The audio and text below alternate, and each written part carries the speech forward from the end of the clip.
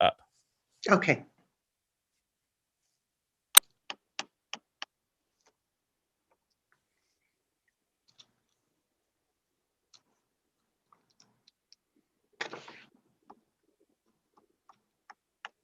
Up.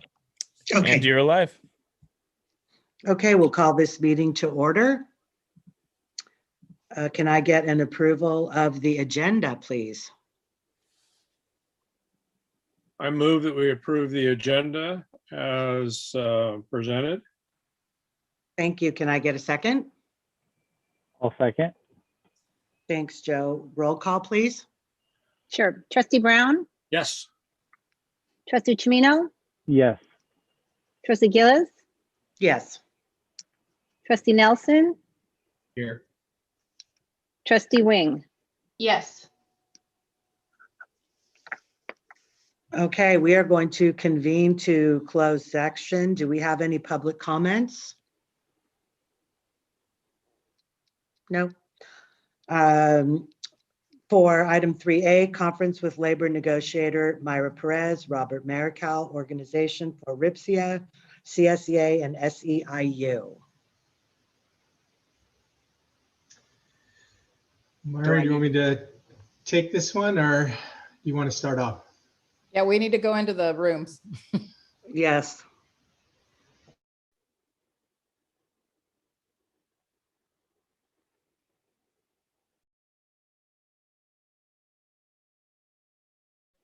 Thank you, Kurt.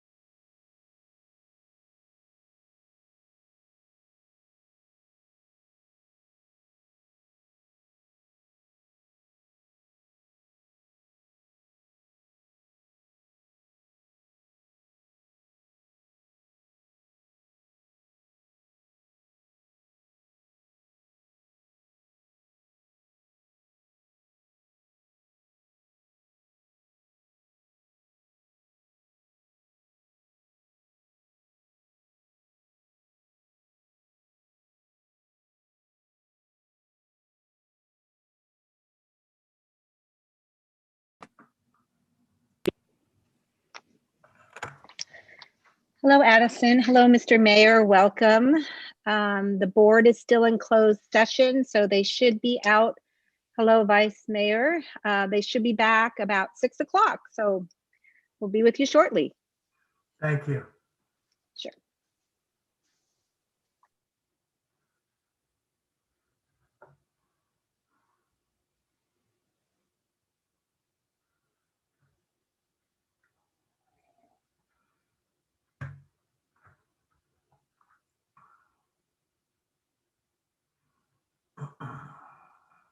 Hi, I have Regan's name. I'm Addison.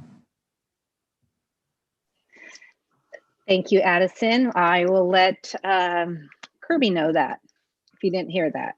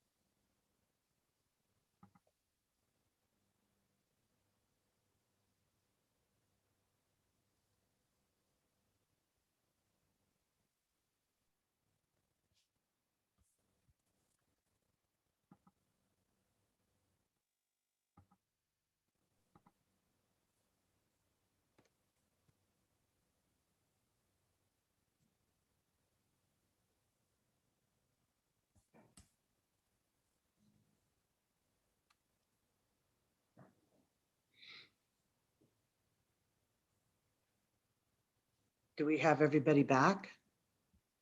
I believe we do. I just can't see everybody. Oh, there we go. I was having fun in that room by myself. Okay, we will reconvene to open session. 4A, report of action taken in closed session. There was no action taken. We will move on to 4B, the flag salute.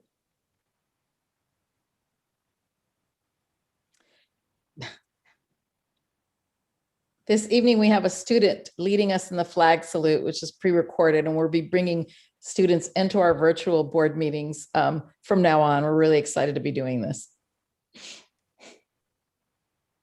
So who do we have? My name is Haley Turner, and I'm in 5th grade at Monte Vista in Mr. Seinfeld's class, and I'll be saying the Pledge of Allegiance. Please stand for the pledge. Put your right hand over your heart. Ready, let's begin. I pledge allegiance to the flag of the United States of America, and to the republic for which it stands, one nation, under God, indivisible, with liberty and justice for all. Thank you. Bye. So did everyone hear the student's name? A Nicole, little bit faint. I think Nicole Turner from Monte Vista Okay. was our first student. The student's Okay. name's actually Haley. Haley, sorry, I didn't hear her. Thank you. I would like to welcome the mayor and the vice mayor. Yay, great to see you. And our student board members. We will move on to 5 presentations. Do we have any public comments, Mindy? For 5B. Okay, They're thank you. not. Thank you. We have Roanoke Park Education Subcommittee, the mayor and the vice mayor are here. Good evening. Thank you, President Gillies and honorable trustees and Superintendent Perez. I am here joined with me with my with our Vice Mayor Jackie Elward, and we're very excited to be here tonight. And how do you follow that? That was, you get 100 points for cuteness. And before I give you a presentation, I would be remiss not to thank the board and the district for the amazing education opportunity that you've afforded both of my daughters. My oldest is 27. She graduated from Dominican, and now she works for the Congressman Thompson. And my youngest is in Chicago, continuing her education. So I certainly appreciate all of your hard work. I'm here tonight to give you a brief update as to what's going on in the city, and then a solemn offer, a request to reinitiate the 2x2x2 meetings. And our council has been together now for about a month and a half. And we went through an emergency meeting of COVID where we talked about what the city has done to respond to COVID and what we wanted to do more. And we've come up with a bunch of different programs, including diverting some funds to help with rent assistance. The city of Roanoke Park is not charging late fees or disconnecting anyone for their utilities. We sent a survey out, as many of you hopefully received that survey and were able to fill it out. And we've been communicating directly with our residents and our businesses with all things related to COVID. The second thing that we did is we had a special session, which was a goal setting session. And this was a great opportunity for all the council members to get to know each other and also establish goals. And we established our new goals unanimously. Our first goal was climate change. And to that effect, Roanoke Park is in the middle of updating its general plan. And we will have a separate element on climate change embedded within our general plan. And we'll also be cross-referencing all of those other elements in the plan as well. the council decided to move forward on an emergency climate resolution. We're looking at the second draft of that, and we'll look at that next Tuesday night, and also talking about the establishment of a climate commission here in Roanoke Park. The second new goal that we unanimously are working on is with regards to homelessness, our unsheltered population. This is a heart tug for both the Vice Mayor and I, and we'll be starting that discussion in earnest next Tuesday. Our third, and certainly not our least goal, is greater accountability and trust within our public safety department. So we've got our plates full, and we're eager to get started, and all of the council members are working collaboratively toward those goals. So we're excited. We're here tonight to talk to you about the 2x2x2 committee, and we have no preconceived notion as to how that should function or what the format should be, but rather it should be an open collaborative forum, between all of us, meaning the city of Cotati, city of Roanoke Park, and the Cotati Roanoke Park Unified School District, as we talk about our most treasured people in our community, our children. And certainly that is something that we can agree on, and that we should work collaboratively to help and move forward. City of Cotati has already agreed to participate. They are deciding who will be their two committee members. And you're looking at the Vice Mayor and the Mayor, and we'll be representing Roanoke Park. And tomorrow, the Vice Mayor and I will meet with two officials, Dr. Eiler and Joyce Lopes from Sonoma State University, as we begin that, that open dialogue, so that, we can all, as a community, start to talk about education and moving forward to help our children, et cetera. The other couple of quick items that I wanted to talk about is I wanted to talk about Proyecto Cura, right? The Cura project. This is a project that has been highlighted now in Roanoke Park. It'll be at La Perla Market on Commerce the rest of this month, every Saturday from 9:30 to 12 o'clock. And then starting in March at Juanita's Market as well. And this is a project that provides assistance, financial assistance. It provides food resources, legal aid, and mental health services to those people who are suffering from COVID or have suffered from COVID. And it is really geared toward our Latinx population. And for the record, the phone number is 707-309-8972. And I can provide that to Mindy as well if you don't already aren't already aware of that. There's quite a pool of money there. It's about $5 million, and it's been highlighted in other communities, but now it's coming to Roanoke Park. And of course, you all know that we've been working hard, and we were finally able to secure a vaccine site where over at the community center. And my final comment before I open it up, if Jackie has any other comments, which seems to be topical today, is I want to talk about the 101 sign and just an understanding that the city of Roanoke Park has no authority with regards to the vendor. It is Veal Investments. And I know that the optics are pretty straightforward there with our logo there. But the only thing that we have control over with regards to the 101 sign are the PSAs. In other words, per the terms of agreement between Veal Investments and the city of Roanoke Park, we have a certain amount of airtime, if you will, and we can direct that for nonprofits, whether it's a crab feed or what have you.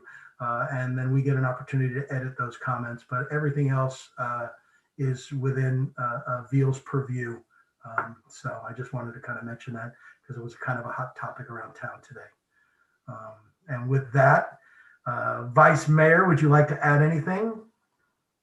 Well, Mayor, you said everything, but I just wanted to just thank the school board. I am really appreciative of the hard work that you guys do behind closed doors. I myself am an educator, and I understand the struggle that you guys are going through right now. Superintendent Myra, kudos to you and the whole team. Really appreciate your hard work, and we are here to work together and bring a new era. The city council and the school board, finally, we can team up along with our university board to bring something new, to bring the new change and to be all together in this, not just to work in our separate ways. So I truly believe that together, when we work together, despite our point of views, but when we have a goal, and especially when it comes about the children, you know, nobody can say that there's anything wrong that we can say there, because everybody comes from a loving and caring mind. So with that, I don't want to say too much, but thank you for having us here. And we are looking forward to working together and bringing that change. Well, I want to thank you both for being here. Very glad that you are. And I want to let you know that you are going to get the expertise of Trustee Brown, who's been on the board, I don't know, 26 years now, a long time. So you have his history and knowledge to look forward to. And then you have one of our fabulous parents in Trustee Chimino. He is on the 2x2x2 committee. He's got two young, adorable children in our district, parent, and just an all-around great guy. So I think that the four of you together, it's going to be wonderful. It's a really good mix. So thank you very much. And we really look forward to working with you. And of course, Darren's assistant, Marie, will reach out and we'll see what we can do about scheduling the first meeting. And we are very excited to get started. Good. Joe or Left, did you want to say anything? No, I think it's been said. Looking forward to collaborative working towards, you know, good solutions for our kids. Great. Thank you all so much. Thank you. Thank you. Blessings to you all. Good health. Thank you. Okay, we will move on to 5B, and I understand we have some public comments. Yes, 2 comments.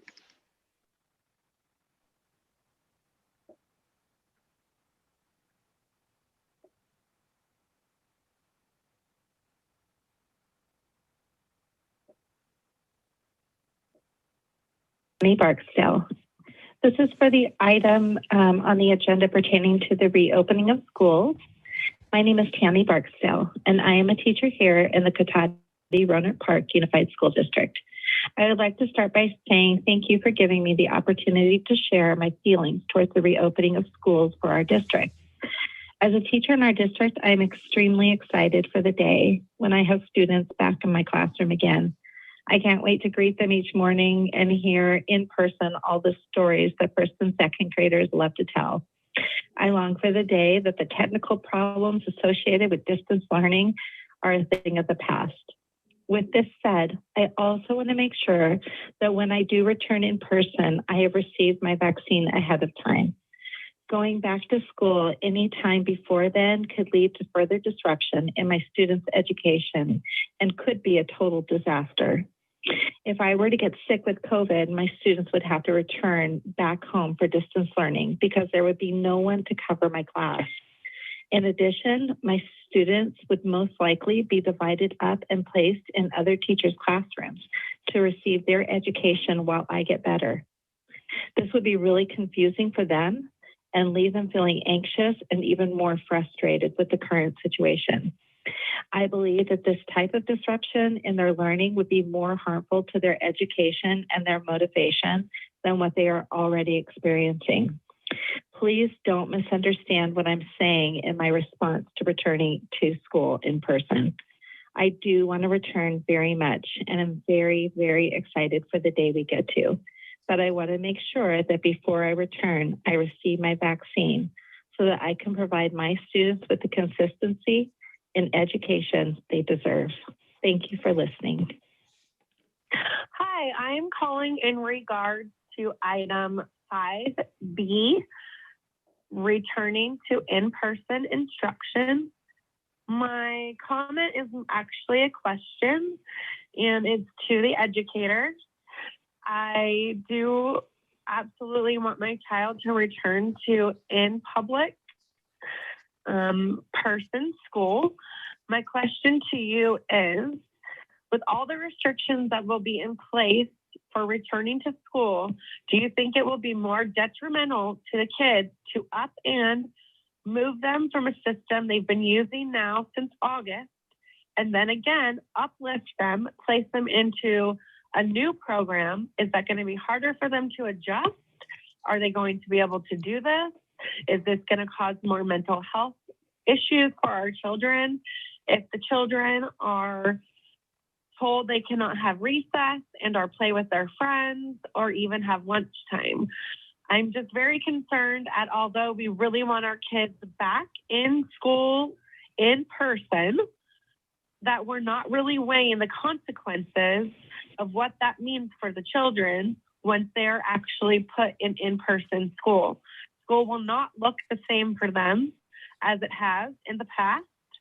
And I feel this is something that we truly need to discuss and how that is going to affect them. And I would like to know how you feel it will affect these students. If you have, that is it. As far as any questions that I have or comments, I want to say thank you to all the educators for all the hard work and everything that you have done for our children over the last year, basically. Thank you again for all that you've done. And I just hope that we really can weigh all the options for our children. And I would love to see them return to in-person school, but I'm also very concerned about the fact that it's not going to be what we have known. And it's just going to be us up and rerouting our kids into another system that will completely jolt their education. Thank you for your time.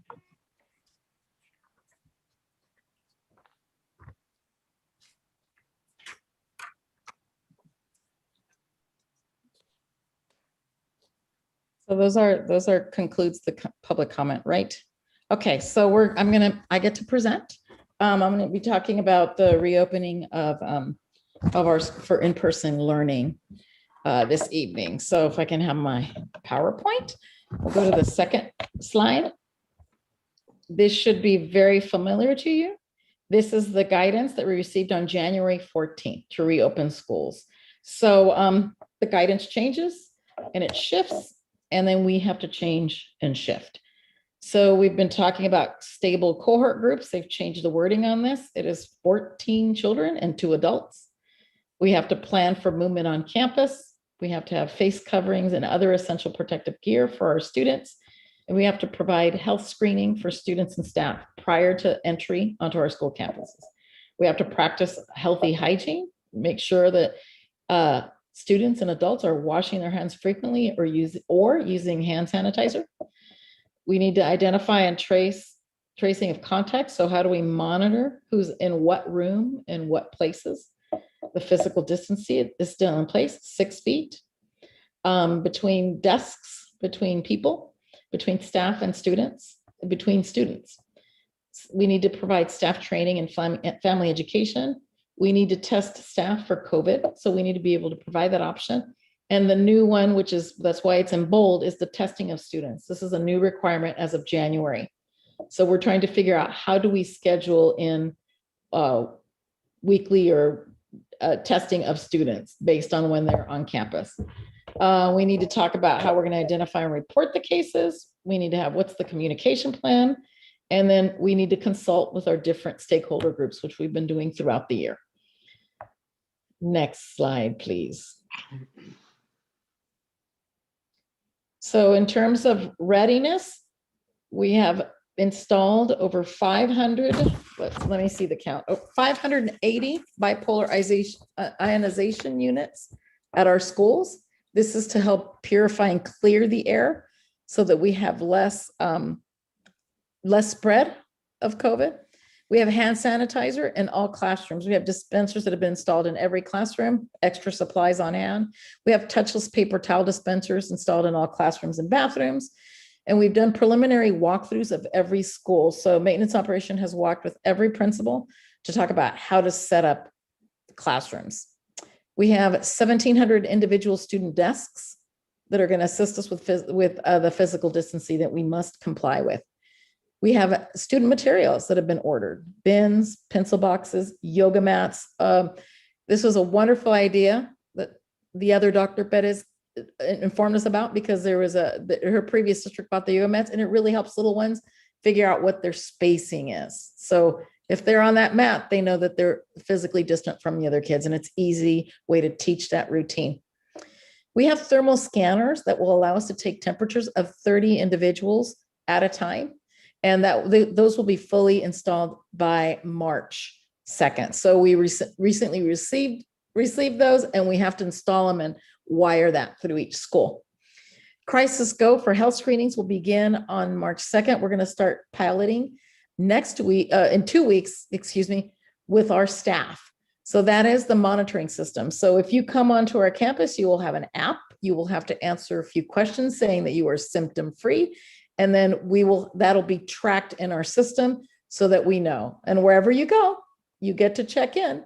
And okay, so now I'm, I went to Tech Middle and I stopped in to see the superintendent. Now I'm going to go to Tech High, and you're going to have to check in every place you go so we know where you are. So should you become symptomatic, we're able to track where you've been and who's possibly or potentially exposed should you develop, should you come down with COVID. And also we're also working on the signage. Seems to be easy, but we have to get those all laminated and prepped. We're in the process of getting that done so that it's visible whenever you walk on campus, that you have to wear a face mask, all the reminders like of the business. And what we're saying is the projected date for readiness is really March 2nd. We believe that this will all be accomplished by then. And it's been a lot of months of prepping, because 580 ionization units do not happen overnight. That's taken quite some time, and not because anyone's taking it slow. Next slide, please.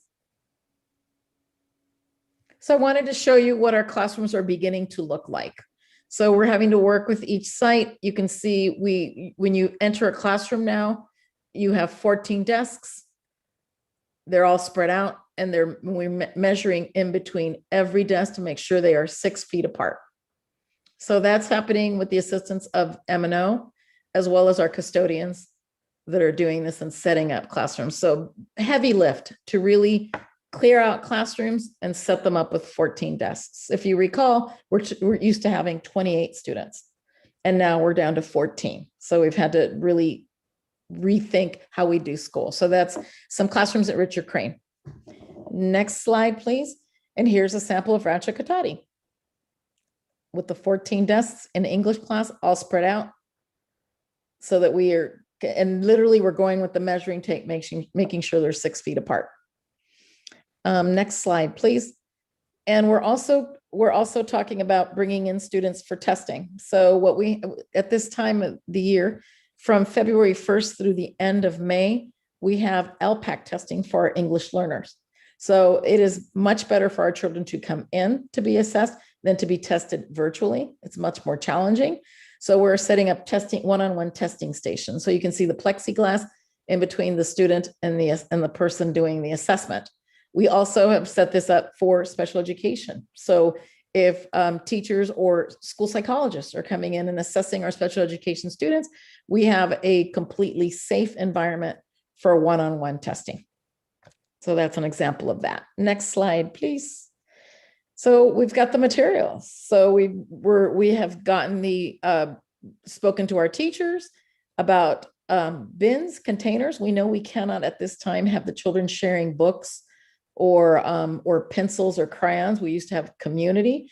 Now we have to separate it out. So you can see we have different size bins that we've been able to choose for schools. And here are yoga mats that we'll be using to help our students understand what 6 feet, that 6 foot distancing looks like. Next, please.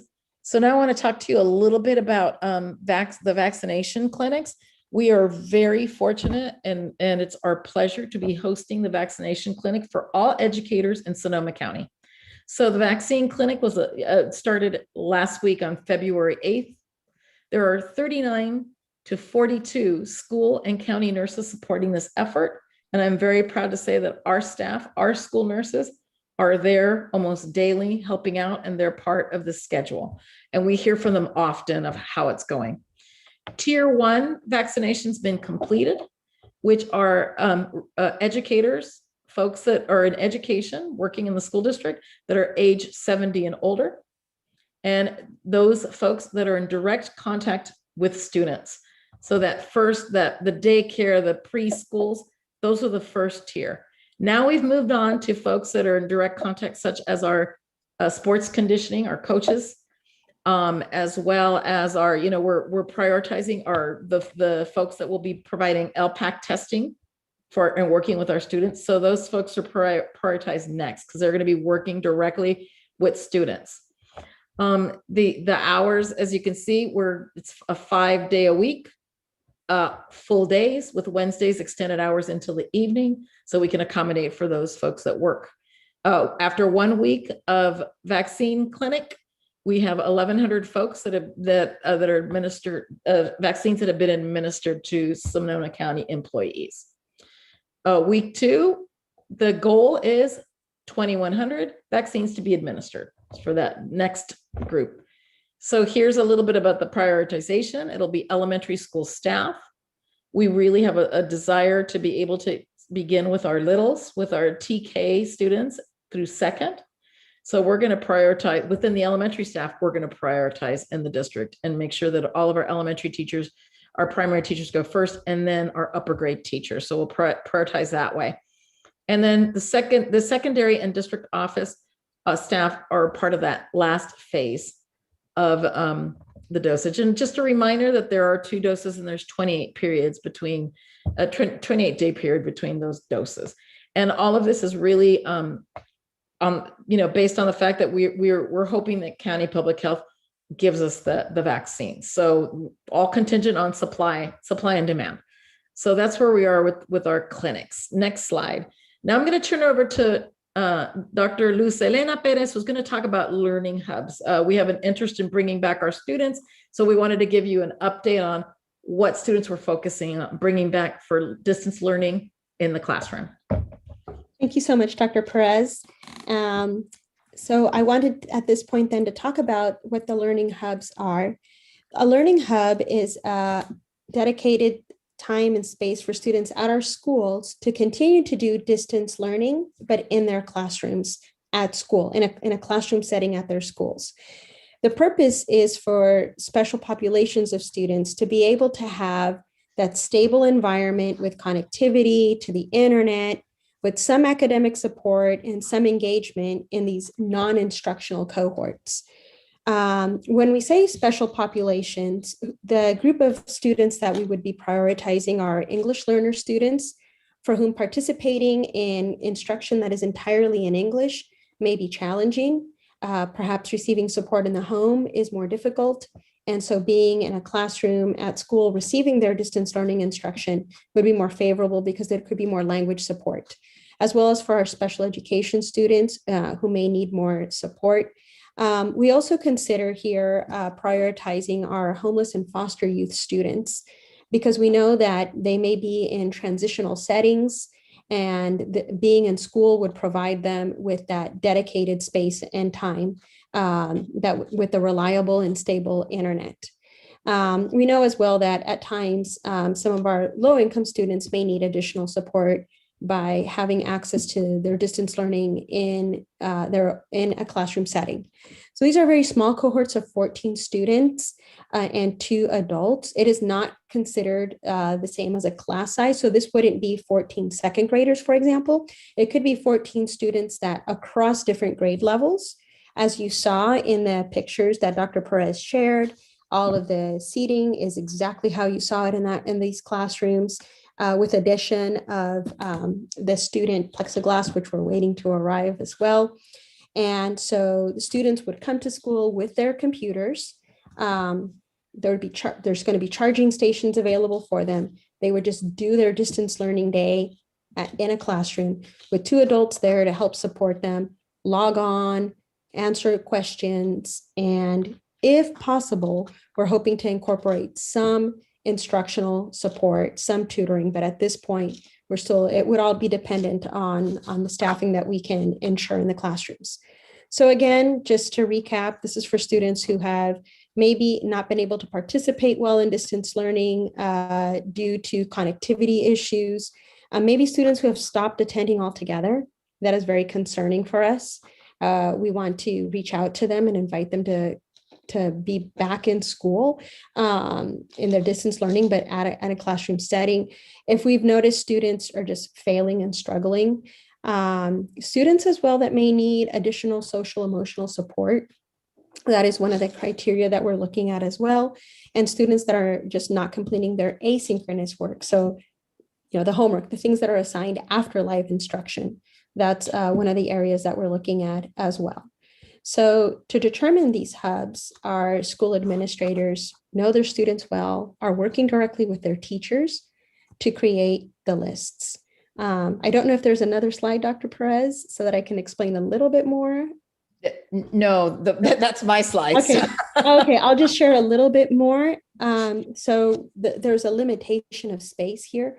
We cannot exceed 25% of the total school enrollment. So we look at a school's enrollment, we take 25%, and we know that that's the maximum number of students we could have. We have to consider classroom availability, as some of our teachers are teaching from their classrooms. And then we have to consider the staffing availability to be able to have those 2 adults in the classroom supporting the students in the learning hubs. Thank you. Okay, thank you. So next, the unveiling of the tentative timeline. There's a lot of caveats in here, but I did want you to understand that there's always been a timeline. It's been internal, I've been working towards it. Now, now I'm feeling a little bit comfortable sharing this. At this point in time, we have all the equipment, and our goal is to make sure that our sites are prepared for hybrid learning by March 2nd. So March 2nd, all the stuff will be implemented, will be ready to go, installed, so that we can keep folks safe. And what we'd like to do is we're going to identify some sites and provide some tours beginning on the week of March 8th. That is our goal. We are hearing from folks from different places where the parents are ready. There are parents that are ready to come back. There are parents that are saying, I will not bring my child back. I don't feel comfortable just yet. How are you going to keep my child safe? So really the tours are to give folks an idea of what the classrooms are going to look like, how things are going to operate, now that we do school in hybrid, while we're still figuring COVID out. So our goal to work collaboratively with our union partners to make sure that by March 12th, we have secured the hybrid MOU, gives us some flexibility and some time here. By March 15th, we will have the specific school plans completed. Please know that we received the template on Thursday. So we attended a meeting where we learned about what the expectations are for county public health, and we received the template just last week, which was a really good meeting. We sent a team to the webinar, so now we know how to get our plans approved without the kickback. Because what's happening is districts submit, they haven't been quite sure of the criteria because it's been unclear. And so now they've given us very clear criteria and a template, which we will complete. So it will shorten that approval time. Also keep in mind that if we happen to go into the red tier, we do not have to submit our plan to county public health. So if we're in purple, we submit. If not, we have one less hoop to jump through. So I wanted to make sure I clarified that. On the week of March 22nd, we would target for staff and parent training. This is required prior to opening. We must show people, how's parent drop-off going to be? How's parent pickup going to be? What is staff going to need to do to stay safe? So we need to review all of the protocols. We'll be making videos also. And what we think our target date can be for hybrid learning to begin in TK2 would be by April 12th. That allows all staff to be vaccinated and people to be safe, and then preparing for the reopening. And April 19th would be grades 3 to 6. Remember, this is all contingent on many things, the vaccine availability. What I foresee doing in April to May really is it's not going to be school. We've got to get through the standards. It really isn't a time to assess, to do a needs assessment.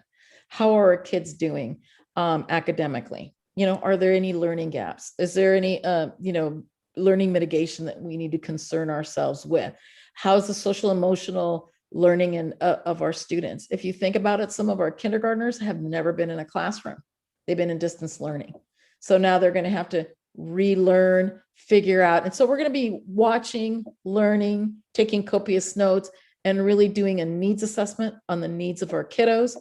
And then we can take that same information and go into some extended learning program planning in May, because I foresee us offering a program during the summer. There will be additional funding for that extended learning because the kids have been away from school, and some of them, I've been very clear that there are students that are thriving, and then there are students that may not be thriving and may not be doing as well. So we need to be able to assess during those months. So it's not going to be a typical traditional academic approach. It's really the end of the year to really to pilot, to see how it works, to check out the kids, to see the needs assessment, so that we can enter into the fall very well planned. And what I want to do at this time, I really want to thank, there are so many staff members. There's no one that is not putting in 110%. Our staff, our teachers have been working really hard. They've had to shift how they do teaching, and their planning has increased. Their amount of time has increased. And when you think about all that we have to do to prepare our schools, and we've been at this for about 6-7 months, I have to thank M&O and IT.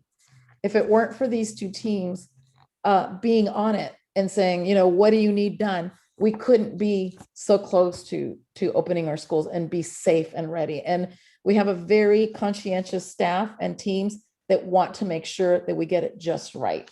So I do want to give them a little shout out, because they've been working really hard, because none of this has been easy. So if any questions for me? Next slide is just a little question mark. So if you have any questions for me. I have a question for you, Myra. Yes. I understand where we are and why we are where we are. I want to say thank you to our teachers and our staff. Our teachers have been kind of taking a hit the last couple of weeks, and it's really unfair. They're not responsible for the pandemic, and they are certainly absolutely not expendable in my view. So I want to say that. And then I just want to briefly touch on something. I knew on Friday, when the CDC was going to issue their recommendations, that it was going to create a little bit of confusion among parents. And we do have parents that want their kids back at school. We all want our kids back at school. However, it's got to be done where we are doing everything possible to keep everybody safe. Our kids, our staff, our parents. We're a community of people here. This is not just the parents, just the teachers, just the board members. We are 42,000 plus people. Excuse me. And I think that we have to come together as a team, understand that we all want schools open, but I think that the CDC recommendations, while stout and great, they do not align with the state guidance that we're getting right now, or the community, county, local level guidance. We are still purple. Nobody has adopted the CDC recommendations of colors. They are just a guidance for districts that need it. We are still over the amount of cases we need to be purple. I looked today, there's only, I think, 3 or 4 counties that are red. So we have to operate within the guidelines. And I just want parents to understand that we understand your frustration, but we've got to do all these things in order to open. And it's a time-consuming situation. Thank you. So Krista, I'd like to speak about reopening for a second, if I can. Sure. So I wrote this down because I've been thinking about this a lot over the weekend, and I knew if I didn't write it down, I'd forget something. So bear with me. I'm disappointed that we do not have a completed MOU. I hold the district negotiating team and the RIPSIA Teachers Union negotiating team responsible for the failure to have a completed MOU by the time schools are allowed to reopen for in-person learning. We are allowed to reopen right now. I don't want to hear either side pointing fingers anymore or telling us why it can't be done. Both sides need to take responsibility and make completing the MOU an urgent priority. Our students and our teachers are counting on you. To put this in an educational context, you were given a group project and needed to work collaboratively together. We ask our students to do this every single day. It's time to turn the project in and you don't have anything ready. Each day we prevent a student from the opportunity of in-person learning, it's potentially a day that we're stifling their dreams. Too often, a dream deferred is a dream denied. Students in our district are entitled to FAPE, a free, appropriate public education. Distance learning is not appropriate for some of our students. They need to be in a classroom. We can't sit back anymore and say, this is too hard, it's too difficult, the goalposts keep changing. All of us, every one of the school board trustees, the district negotiating team, and the union negotiating team have to step up to the challenge. Ensure that we're doing everything in our power to provide students with the best learning opportunities. And for some of those students, that means in-person classroom. I'm requesting that we start holding special board meetings, and I would like the first one to be in the next 2 weeks. My expectation is at that time, we have a CSP to review and the MOU with the teachers union is finalized. It would be irresponsible of us to wait till March 16th to discuss this again. And I think it's irresponsible that we don't have a completed MOU until the middle of March. I'm not saying that teachers shouldn't be vaccinated.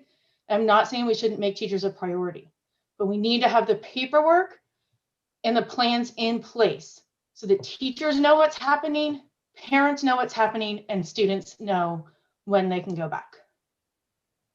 Thanks. Does anybody else have any comments? I think Michelle spoke very eloquently where I stand as well. I'm glad to see that our facilities are going to be done by March 2nd. That's good news because I know last time we said March 16th, but I think we need to put things on a more accelerated schedule to getting the kids at least the plan cemented before what we have right now.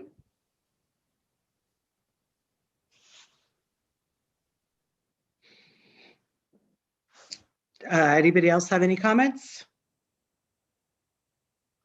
Okay. I do. So Myra, Yes. as far as the timeline goes, we submit a plan, right? And then what's the turnaround time for after you get a plan submitted? What's the turnaround time that they're expecting us to get it back? It's a 7-day process. And then we have to have mandatory training for teachers and students. Yes. What's that, 2 weeks? We probably can cover that in a week. So that's 2 weeks after it's submitted.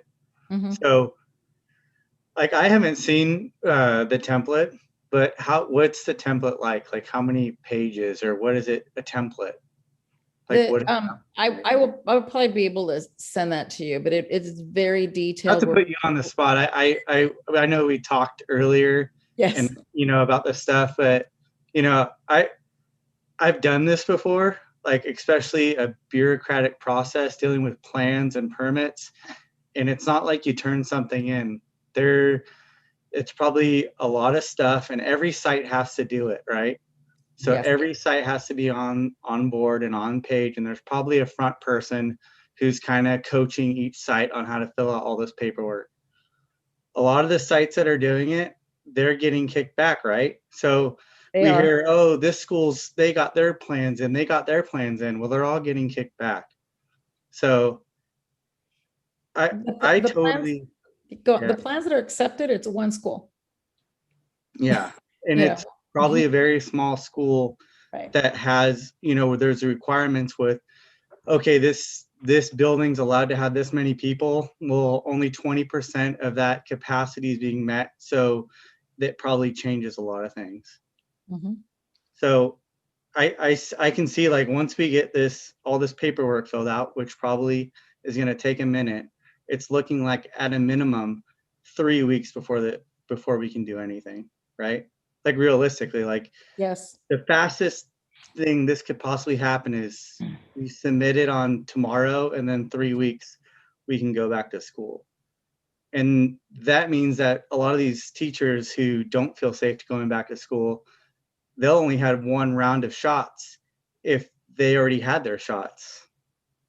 So I think we should have a meeting in 2 weeks and talk about it. And we should go over the full-on process, like a timeline of all the things that have to happen. So everyone knows that it's not just we turn in the paperwork and we go back to school. There's a lot of steps that take time in between. And this isn't something that we've done before, so we don't know realistically what those timelines are. You know, we're thinking a week and we're thinking 2 weeks to train everyone. But I think we need to have do it again, and then maybe in 2 weeks we can have an actual timeline of what it looks like and where things are, and maybe we can see what the paperwork that you have to fill out, that each site has to fill out, so the board members kind of know a little bit more of what's involved in this process. Because I received all the letters that everyone else received, and a lot of people are saying a lot of things about, well, this school's open and they're doing this, but there are all these different situations and no one's open, you know? And I want to see what it's actually taking, the paperwork that we're having to do, and then a good timeline, like a real timeline with all the parts and pieces that have to happen in the order that it has to happen. I agree with you, Joe. I think we should take Myra's slideshow that she just had, and let's have a special board meeting that just specifically deals with that slide and where we are in those things and what has to happen. Your point about the schools that have been approved, as of Friday, there was a list put out by SCO, and there were 10 schools that had their plans approved. One was a public school. It was Bodega. They have 26 students. All the rest were private charter schools. On the list of people that had submitted plans, there were 19. There were 6 that are public schools. The other 13, again, private, very small schools. So I don't know what the process is and where those are today. I think that list gets updated on Fridays. So yeah, Myra, if we could do a special board meeting just about your slide and the dates, and those dates are moving targets. I mean, we can do our best guesstimating of how things are going to get done and try to accelerate the timeline and all of these things, but we're all basing these dates on our best information that we have today on February 16th. It could all change tomorrow. So I think we have to have a little bit more patience, just a little bit more. None of us have ever worked through a pandemic before. So it's all new for everybody. And one thing we do have that I think, like, that, I mean, right from the beginning, like, Josh Savage has been on top of stuff. Like, he's been like, when it comes, like, I remember months and months ago, he's looking into thermometers and PPE and like, you know, stocking up on all these things that he knows we're going to need, and getting on the desks and moving, you know, like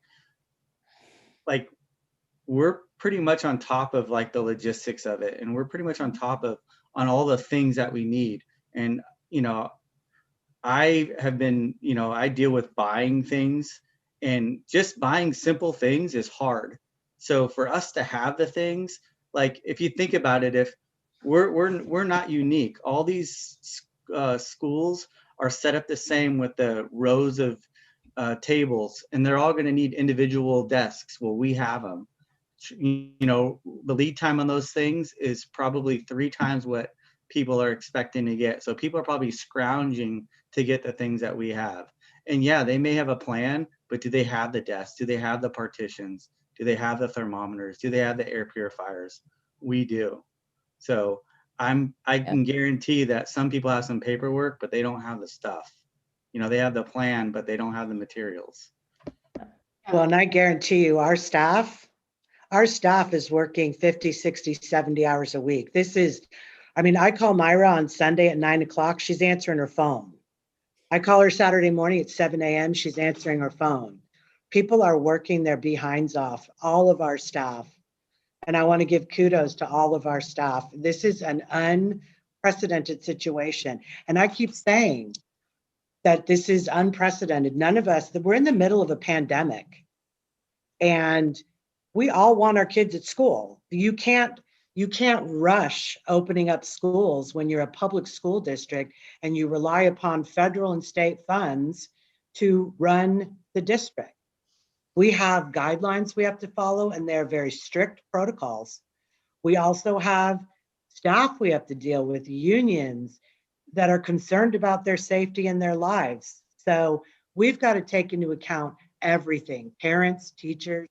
We all want schools to open. And even if we open schools tomorrow, we still have 6 feet. No kids are going to school full-time, in person, Monday through Friday, 8 to 3. It's just not happening right now.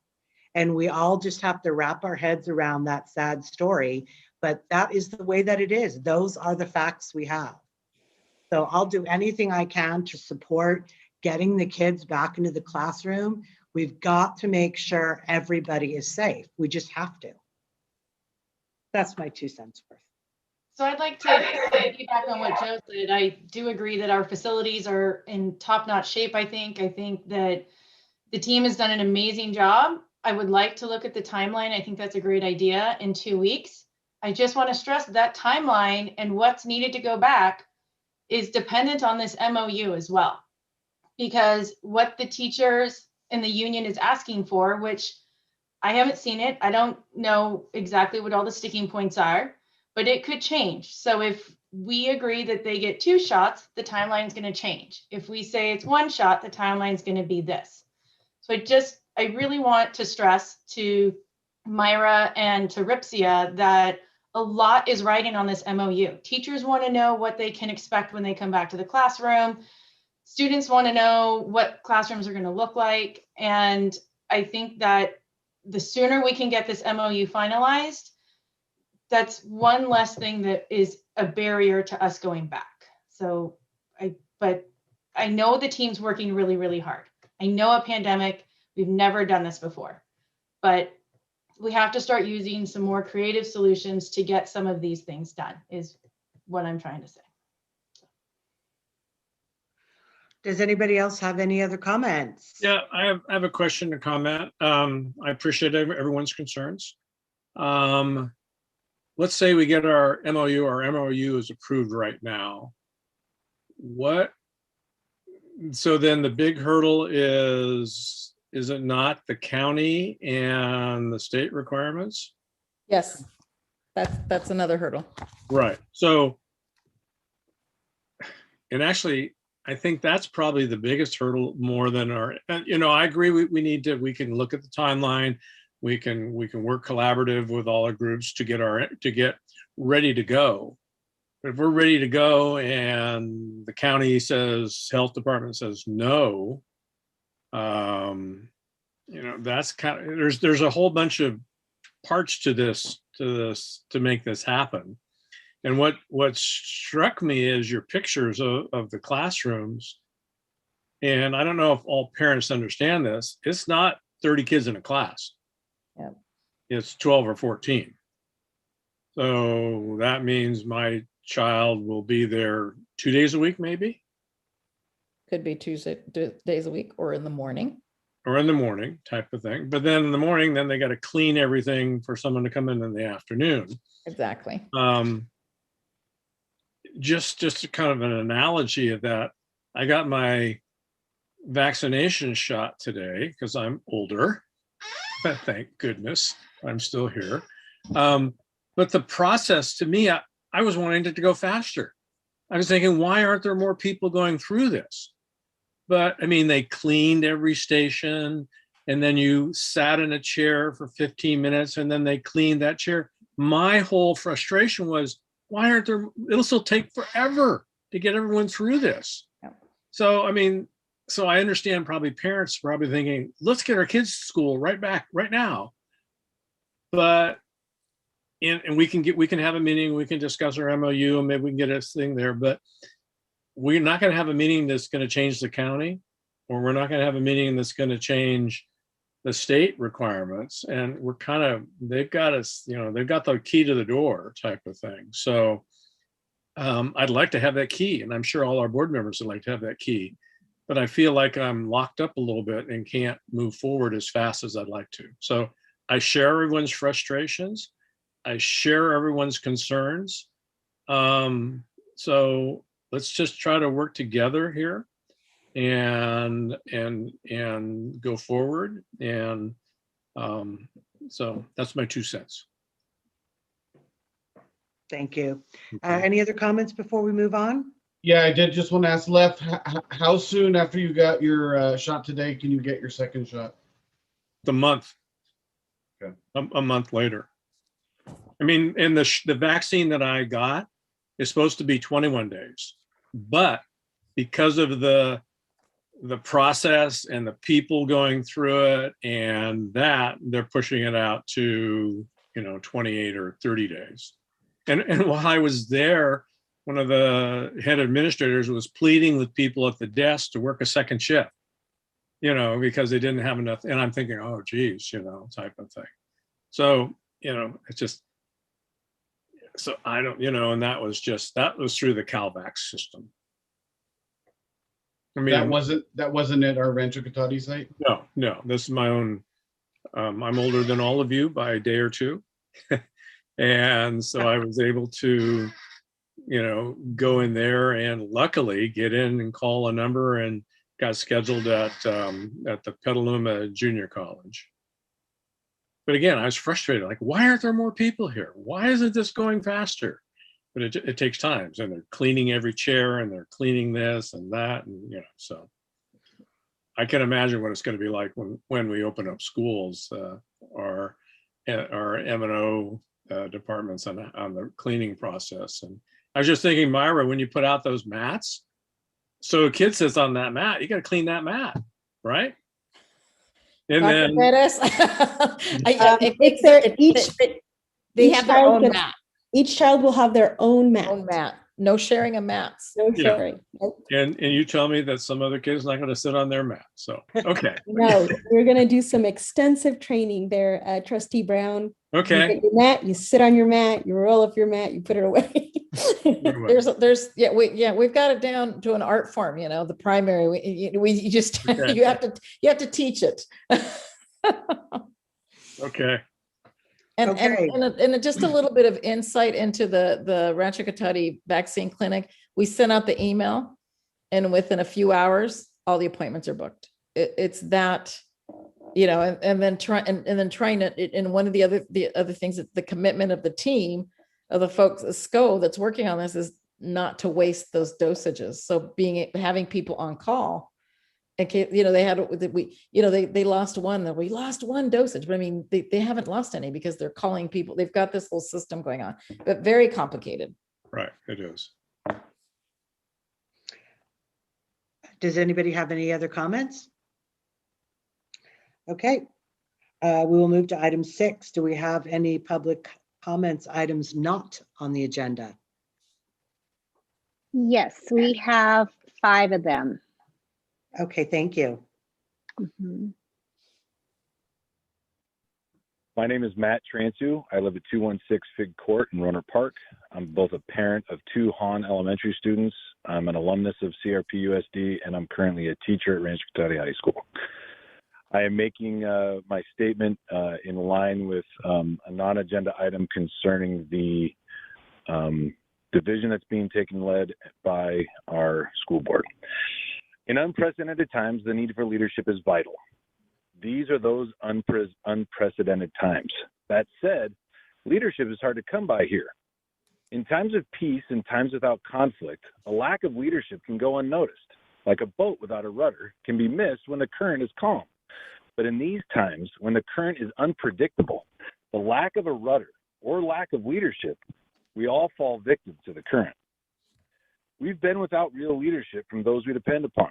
This rudderless district is allowing our community to be thrashed and beaten by the chaotic winds of this pandemic. When the pandemic closed our schools, the school board sat back, like many of us, waiting for leaders to steer us in the right direction. But as we all soon found out, the leaders at both the state and federal level lacked either the focus or plan to guide us through these turbulent times. When it became clear that we would need local leadership to take hold and steer us in a direction, it became clear we lacked those who could lead. As a parent, we make decisions that we believe is best for our children. We know that at times our decisions will or may be unpopular as a parent. We do not seek popularity or seek to appease our children.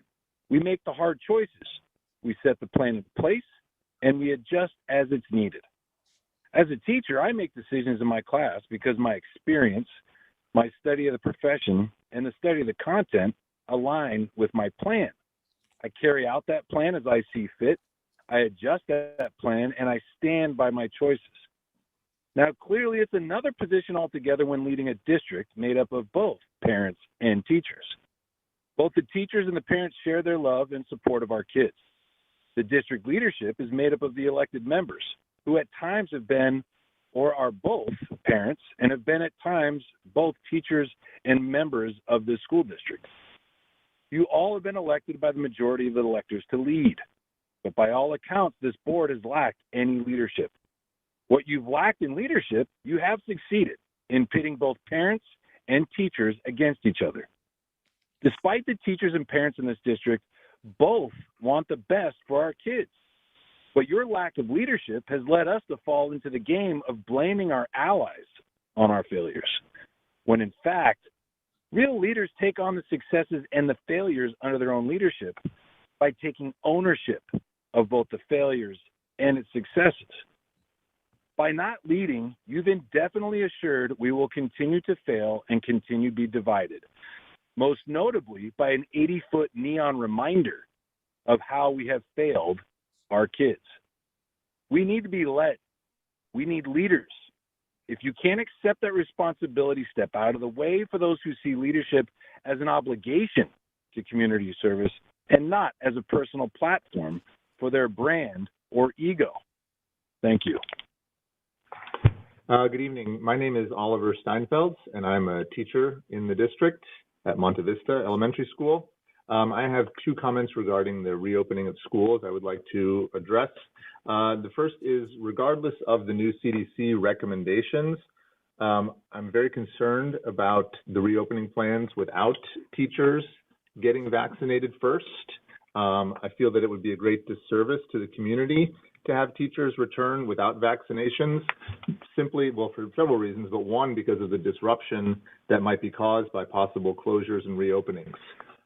Secondly, this district has, our district has had a historical hard time getting substitute teachers, and I'm wondering if anybody has given any consideration to substitute teachers should we return to in-person learning with or without vaccinations.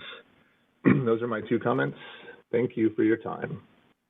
Hi, I first off would like to thank the school board members for their protection of our students and staff during this time, accounting for safety as the most important thing. When considering reopening schools in a hybrid model, I would really like the board to consider the fact that the state numbers for being able to return to in-person instruction was originally 7 out of 100,000 and then was recently changed to 25 out of 100,000. I find this a little bit frightening as that number tripled and wonder the health and safety behind that. I would also like the board to consider access to vaccines when considering reopening plans for hybrid learning, as the county has not yet distributed vaccines to teachers. Thank you so much for keeping the health and safety of our staff and students in your minds. Thank you. Hi, I'm leaving a comment for the public comment section for tonight's board meeting. Good evening, Superintendent Perez, Assistant Superintendent Perez, and trustees. My name is Mandy Hilliard, and I teach kindergarten at Evergreen Elementary. I've been a teacher in this district for 17 years.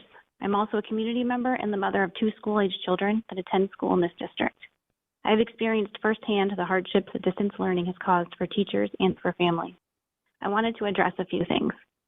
Tensions have been high recently, and a lot of finger pointing and blame is happening in the community.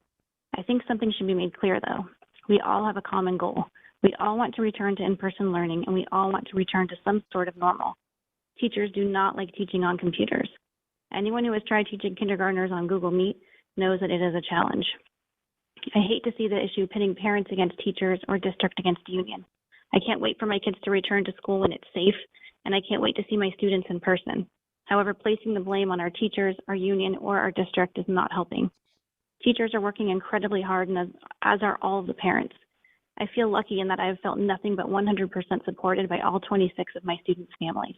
My kindergartners are logging into every meeting, cameras on and faces full of smiles. We are learning and singing and dancing, and even the parents are joining in. When I assess my students, I can see that learning is happening and progress is being made. This is not to say that this is easy or that this is the best way for children to learn. It's not. I know that this is not a positive experience for everyone. Truthfully, there were many children that did not have positive experiences in school before this pandemic either. I have heard many people express concern for our kids' mental health. These are very valid concerns and are not a new concern by any means. The mental health of our students has been a growing concern of teachers for years. District teachers and our union have spent the last few years asking for more help with these issues. Instead, elementary counseling positions were cut and our school counselors were asked to split their time between school sites, increasing the ratio of students to counselors. Sadly, there was very little public outcry from the community when this happened. I agree that our students' mental health is and will continue to be a big concern. Unfortunately, teachers are not trained mental health professionals. We should be asking what steps the district will be taking to support teachers and students with these concerns upon our return. Our students have survived a global pandemic, racial injustices, political turmoil, wildfires, death, illness, lack of socialization, and more. Returning to extremely structured and sterile campuses that will look and feel nothing like the inviting classrooms they left behind will undoubtedly cause even more anxiety for students as well. I hope this concern will be addressed. I have seen how hard our kids are working, our parents, our teachers, and our administration. We have all completely reinvented our educational system and stepped up in ways we never imagined we would have to. I am so proud of our community for coming together, and I would hate to see us all come this far only to break each other down. Thank you so much for your consideration. And I know everybody is working so hard to do the best for our students. I know that this is not an easy time for everyone, but I hope that we can all come together and try to get through this for our kids. Thank you. Good evening. My name is Jim Gregoretti. I am a sixth grade math and science teacher at LJMS. I wanted to address the most recent attempt to create division in our community between parents and teachers. Yesterday, a segment by Wayne Freeman was aired on KGO7 News. It was regarding the billboard that is on the 101 which states missing all California students. I, along with many other peers, teachers, and community members, found this reference to be offensive and in poor taste. Honestly, to compare children being on a distance learning format to children being missing is just preposterous. During the interview, former CRP-USD board member Jennifer Wiltermuth stated that, honestly, I think it's the unions holding people back. As a former CRP-USD board member, she knows exactly how to contact members of RIPSI leadership for information and clarification. Yet her comments indicated she is disconnected from the truth, and her statement was only meant to further divide teachers and community members. As I have stated in a prior board meeting, the union contract does not supersede local or county laws. Sonoma County has always been in the purple, and we were not allowed to return to an in-person learning format while in the purple tier. RIPSI has worked diligently with the district this year in order to create a distance learning MOU in August of 2020 and has continued to work on an in-person MOU since early October 2020. Our union has not held anyone back. Our union has been working with the district, not against it. Our union has and will always continue to advocate for the safety of our members and our students. Our teachers have never worked as hard as we have during distance learning. We are giving our best each and every day to our students. Is it an ideal situation? No. Have we done everything possible to create a positive and engaging learning environment for our students? Yes, including going to a full distance learning model with only a 2-day turnaround last March. As a teacher, a resident of Rohnert Park, and a community member, I urge everyone to stop the blame game and focus on solving our problems together. Divisive rhetoric and propaganda will not help our community to heal. None of us created this pandemic, but all of us can work together to resolve our differences and work towards solutions that can bring us back to a new normal. Thank you for listening.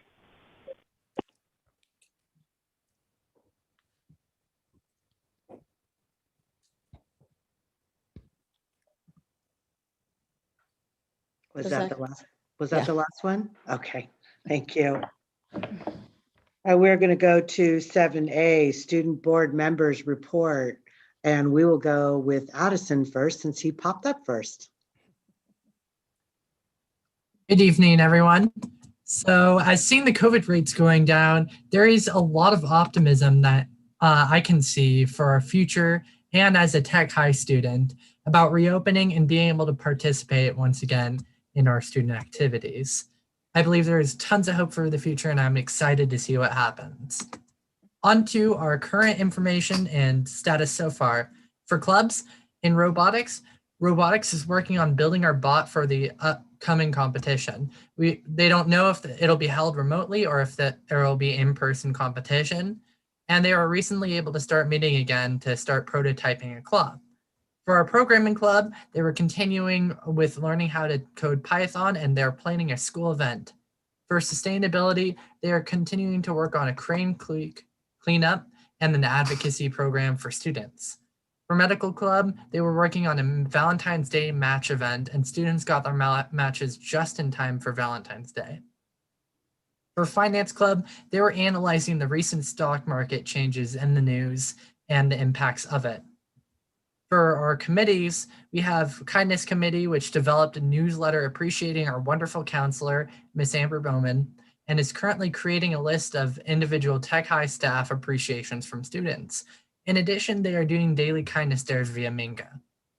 For our student art gallery, led by Emmeline Mata and I, we had a wonderful student art showcase and highlighted the best of student artwork. We had an excellent turnout and it was an extremely supportive and amazing experience. For our student store ASB committee, they're waiting for results on student store interest forms to see if each grade level is interested in buying their t-shirts. For our video committee, they're producing weekly entertaining and informative videos for the student body and adding mental health tips for the student body within their content to help support our student body once more. For our tutoring committee, they need more tutors, so advertising has continued and current tutors have found success within their tutoring online. Lastly, for our final two committees, we have podcast and Tech High competition series. For our podcast committee, they are working on outlining their second podcast and their first podcast is being filmed and edited. For the Tech High competition series, it has been recently started up as a committee to create back-end support for competitive clubs once our school returns to in-person learning. Last week, we have additional ASB events and notifications. Election forms for ASB executive board positions are due this Friday, and elections will be happening in the weeks to follow. Additionally, our ASB, along with Rohnert Park Katati High School ASB, will be volunteering and supporting the Rohnert Park Chamber of Commerce 2021 crab feed, and we're all looking forward to it. With newfound access to in-person volunteer opportunities, our ASB is taking advantage of the opportunity while maintaining COVID and social distancing guidelines. Our ASB is working on picking up a senior activity we started several months ago with this volunteer opportunity. In conclusion, our ASB is as busy as ever, and we've got lots more coming for our student body. Thank you, everyone, for having me. Thank you, Addison. Reagan. Thank you. Good afternoon, everyone. Over the past month, Rancho has been pretty active. On Friday, January 29th, all the seniors who have participated in our air band and float performances, they got to pick up a whole pizza as a ASB's way of saying thank you. In honor of Black History Month, ASB is posting names of several Black-owned businesses and restaurants for our student body to support. Next week is Unity Week, and ASB has been working tirelessly to make it run smooth. We have many presentations, including The Right to Dream, No Place for Hate, Origami History, and the Story Project, which is where families of the Holocaust survivors will share their experiences. Our talent of the week this week is Faith O'Neill. Faith is a senior and she's played varsity volleyball for 4 years now. We are now opening up applications for next year's ASB class as well as class council, and then our executive board elections will be in March. Our ASB class made cards, painted rocks, and also drew with chalk on the sidewalk to say thank you to everyone who is helping fight this virus and keep our community safe, which isn't just, you know, first responders or healthcare professionals, but also teachers and the school board, everyone that's been constantly working to try and get us back into school. The rocks we painted are actually on display on Page Street in Cotati. And so far this month, we've had 2 Dine and Donates, one at Round Table Pizza and one at Chipotle. Our next Dine and Donate is this Thursday at Toppings from 12 p.m. to 8:30 p.m. If you'd like to support, make sure to mention the Rancho Cotati High School Dine and Donate for 20% of the proceeds to go to ASB. On February 5th, my class had the honor of speaking to our mayor, Gerard Guidis. I'm so sorry if I said that wrong. We had the opportunity to hear why he chose to run for mayor. He also answered some of our questions regarding leadership, establishing community, how losing actually motivated him to run again, and who he feels he represents. It was an amazing experience that I'm very thankful for. Our clubs this week consist of Gender and Sexuality Alliance, EdCore, Math Club, Love Outreach Christian Club, and FCCLA. And then that's all I have, and thank you all so much for listening. Thank you. 7B, Emily King. There you are, Emily. Hello, welcome. Hello, thank you. Good evening, Board President Gillies, members of the school board, and Superintendent Perez. Roanoke Park Cotati Educators Association is made up of teachers, counselors, librarians, speech and language pathologists, and nurses. It is also made up of members of this community and of parents who go to school, whose children go to school in this district. We care deeply about the welfare of our students, our community, and yes, our own families. It seems that no matter our role, our common goal right now is to safely open for in-person learning. So how can we get there? One thing that is for certain, that we heard about just a little bit ago, is that we all need to work together with a sense of urgency. One step towards reopening is the completion of the Memorandum of Understanding. RIPSIA and the district, between RIPSIA and the district. I've heard some questions on why the union is involved in the reopening for in-person learning. And the reason is that working conditions are determined by our collective bargaining agreement. When there are changes to that agreement, both parties have the right to negotiate. Working in the hybrid model will significantly be different due to changes to schedule, class size, and requirements, so negotiations have to take place. That being said, RIPSIA has been prepared to negotiate for in-person learning since the start of August 2020. The district was ready to start meeting with us in October, about 2 months later. Over the course of the past 4.5 months, we have had many meetings and exchanged many proposals and counters, but this process has been slow and lacked the appropriate sense of urgency. Our bargaining team and executive board have worked late nights, weekends, and holidays to review and return proposals as soon as possible, sometimes within a day, despite the long hours we spend teaching. Yesterday afternoon, we returned a counter MOU proposal. We asked that the board direct the district to turn around this proposal within the next 48 hours, or better yet, take a day this week to set aside so that we can work together until we are in agreement. We want to work collaboratively, but we also need to work swiftly. We are very close to an agreement with only 1 or 2 outstanding items, so we should be able to get this done very quickly.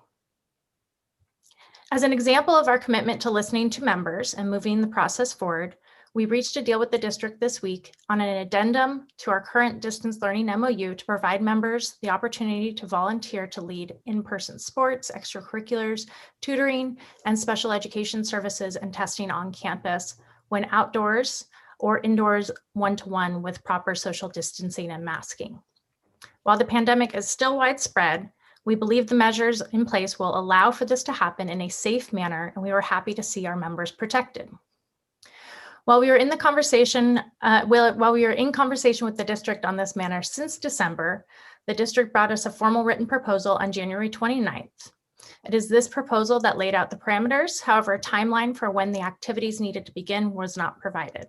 Within a week, we found out that activities were slated to begin or had already begun, despite having no agreement in place. We worked hard to provide a counter to the district, and we were willing to meet to expedite the process so activities that had been promised to students and families could continue as soon as possible. After a week of waiting, we got the proposal back from the district, and we agreed to it right away. As you can see, we are not unwilling to negotiate. We are not slowing down this process. However, we do ask for clear communication, detailed and well thought through plans, and to be informed and brought into loop when plans impact the working conditions of our members. I want to reiterate that RIPSIA members want to return to in-person learning with students. We recently did a survey and 75% of our members responded. 64% of these respondents said that they are ready to return as soon as an agreement is in place and they have had the full vaccine.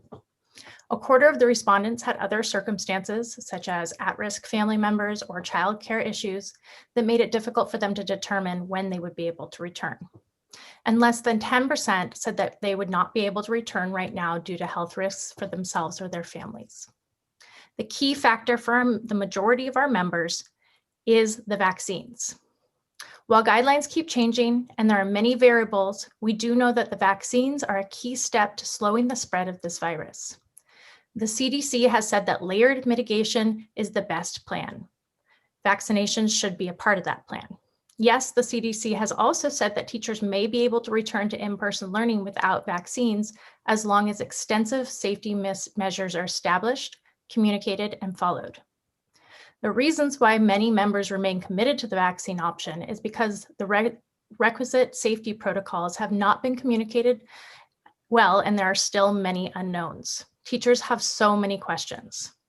What is the policy and procedure for a student who doesn't keep their mask on? How will students be expected to use the drinking fountains, in-class bathrooms? How will those be cleaned? Where will isolation rooms be located? When and where will staff be tested? If this is during the contract day, will a substitute be brought in to cover classes? Is there a plan for substitutes? Our county has been in a substitute shortage, so how will we operate when more individuals will need to be out when they exhibit symptoms? How will materials for labs be distributed and cleaned? Our members have jumped through every hoop this year to pivot, completely shift their curriculum, and use their own time to plan out new methods, procedures, and activities to try and reach the students. And they've also used their own funds to buy necessary equipment to make it all work. All they are asking for now is a well thought through plan and vaccinations so they can best implement a supportive, organized, and successful return to in-person learning. If we didn't know this before, we now know how essential schools are to a functioning society. Let's get this one right so we can open for in-person learning and stay open, so we can all do our part in supporting our fellow humans, so we can show that our children that we can do hard things. Thank you. Thank you. Michelle, you asked if we could take a break a couple hours in. I did. It's probably a good time now before we get to item 7C. So if nobody has an objection, we're going to take a 5-minute break. Thank you. Thank you.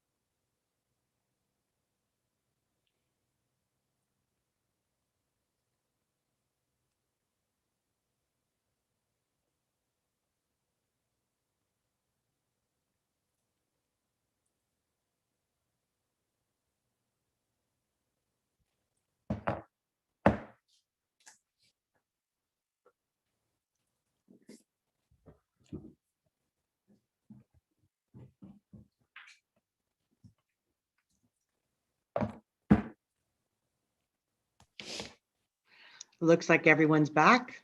Yes, thank you for the little break. You are welcome. Okay, we're going to move on to 7C, receipt of official correspondence. One is a letter from SCO, first interim positive certification. Yes, that's right. We received our letter from SCO. This is good news. Thank you to Mr. Markall, who did an excellent job of getting our preparing in the business department, preparing our first general report, which received positive certification. Does anybody have any questions? Okay, we'll move on to C2, Sonoma County Quarterly Treasurer's Report for the quarter ending December 31st, 2020, which is posted on the CRPUSD website. And this is an annual correspondence. We'll move on to item 8, consent agenda. Can I get a motion to approve item 8, consent agenda, items A through I? I'll make a motion that we approve the consent agenda, items A through I. Thank you, Joe. Can I get a second? I'll second that. Thank you, Lef. Roll call, please. Yes. Trustee Brown, Yes. Trustee Chimino, Yes. Trustee Gillis, Yes. Trustee Nelson, Yes. Trustee Wing. Yes. Thank you. Item 9, educational services. Do we have any public comments? No. Do we have a presentation for item 9? We do Nope. not. Okay, thank you. Item 10, personnel services. 10A, approval of a temporary substitute teacher salary schedule. Okay, I'm gonna go ahead and take that one. So as we know, as the district is now preparing to return to in-person instruction, we're anticipating and really concerned about the number of available substitute teachers that are in our area. And in order to better compete with our neighbors, what we're asking here is to do a temporary increase to the substitute teacher rate. That does affect not only our regular substitute teacher rate, but we also have different classifications that are listed there,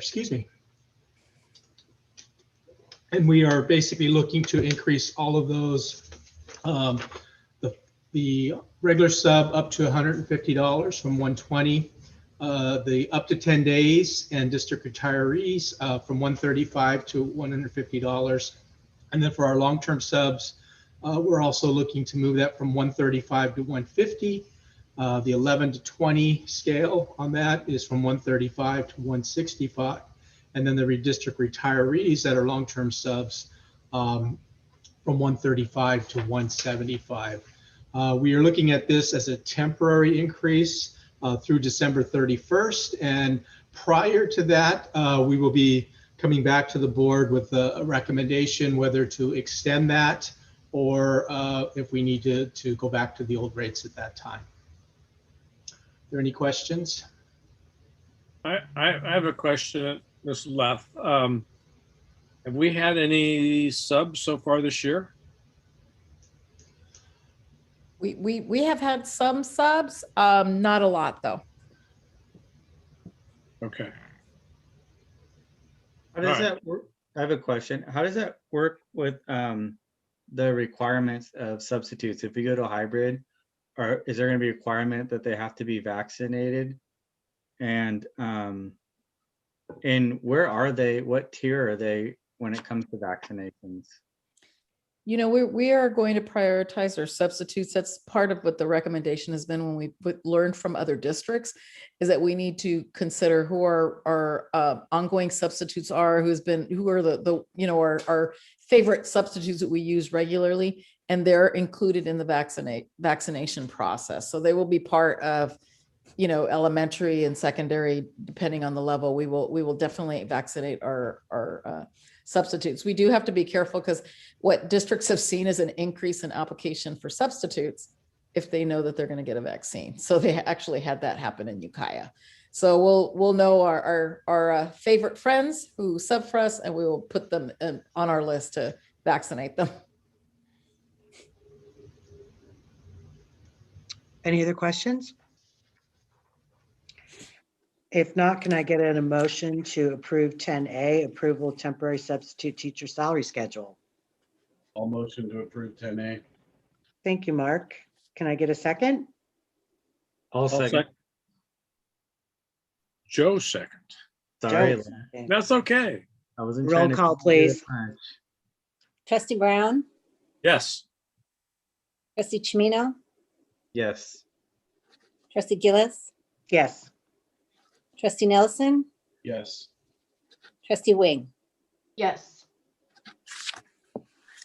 Item 10B, approval for the chief business official job description update. I already told you can't do that, Robert.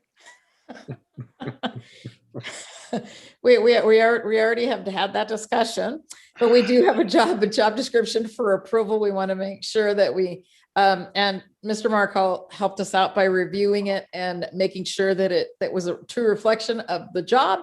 So we're bringing this forward for your approval this evening. Does anybody have any questions? Do I have a choice? I know. No, we're not agreeing to anything except the job description. So. Oh, so we can say we don't accept it. Okay. Okay. Can I get a motion to approve 10B, approval for the chief business official job description update? I'll make a motion to approve it. Can I get a second? I will second it. Thank you. Roll call, please. Yes, Trustee Brown, Yes. Trustee Chimino, Joe. Trustee Chimino, You're supposed to hit the space bar and it's supposed to unmute you and it wasn't working. I was like hitting it. I was like, come on, work. Yes. thank you. Trustee Gillis, Yes. Trustee Nelson, Yes. Trustee Wing. Yes. Thank you. You had me there for a second, Joe. Now it works. On to item 11, business and operations services. I'm assuming there is no public comment. We will go to 11A, authorization to purchase AirMax Pro air purifiers. Lost my Okay, glasses. actually, the next two items are both related to the return to instruction, excuse me, in student instruction. The first item that we have here is obviously for the air purifiers. And as you know, we have already gone through and we've done the installation of the HVAC ionization systems. But as we were going through the installation process, it became evident that we would need some portable units. This would be for those places that we don't have, it would not be in effect for the ionization. And in addition, we wanted to make sure we had a couple units on standby in case we needed some. So we're looking to purchase 30 units here and using the federal CARES funds for that. Any questions? Okay, can I get an motion to approve 11A, authorization to purchase AirMax Pro air purifiers? I move that we approve 11A, authorization to purchase AirMac Pro 4 air purifiers. Thank you, Lef. Can I get a second? Second that. Thank you, Mark. Roll call, please. Trustee Brown, Yes. Trustee Chimino, Yes. Trustee Gillis, Yes. Trustee Nelson, Yes. Trustee Wing. Yes. And I tried Joe's spacebar thing. It does work. Not all the time. I know. I don't know if I'm going to trust it. Dude, I was hitting that thing. I was like, I might lose it. 11B, authorization to purchase Trifold desk barriers. Okay, again, related to the return to in-student instruction. And so we're looking to get the trifold barriers here. We're looking to actually purchase 15 units at this time. This is covering TK through 6. This will give us an opportunity also to kind of evaluate these as we move forward and then assess the need to purchase more in the future. Again, we're looking to purchase this using federal CARES funds. And these are really good for the testing, right? Not so much for the testing. They would be, but actually what we're really looking for is back to that in-student instruction. So these would be placed on each of the desks, placed on each of the student desks. All 1,700 of them? Pardon me? All 1,700 desks? No, we're looking at 1,500 units right now. So remember, we're looking only at bringing back students in waves. Okay. And remember, our capacity is going down from 28 to 14 students per classroom. So this isn't what was in Myra's picture where it was like the bank teller screen. This is something different? This is something different. Yeah, so what? It's a trifold.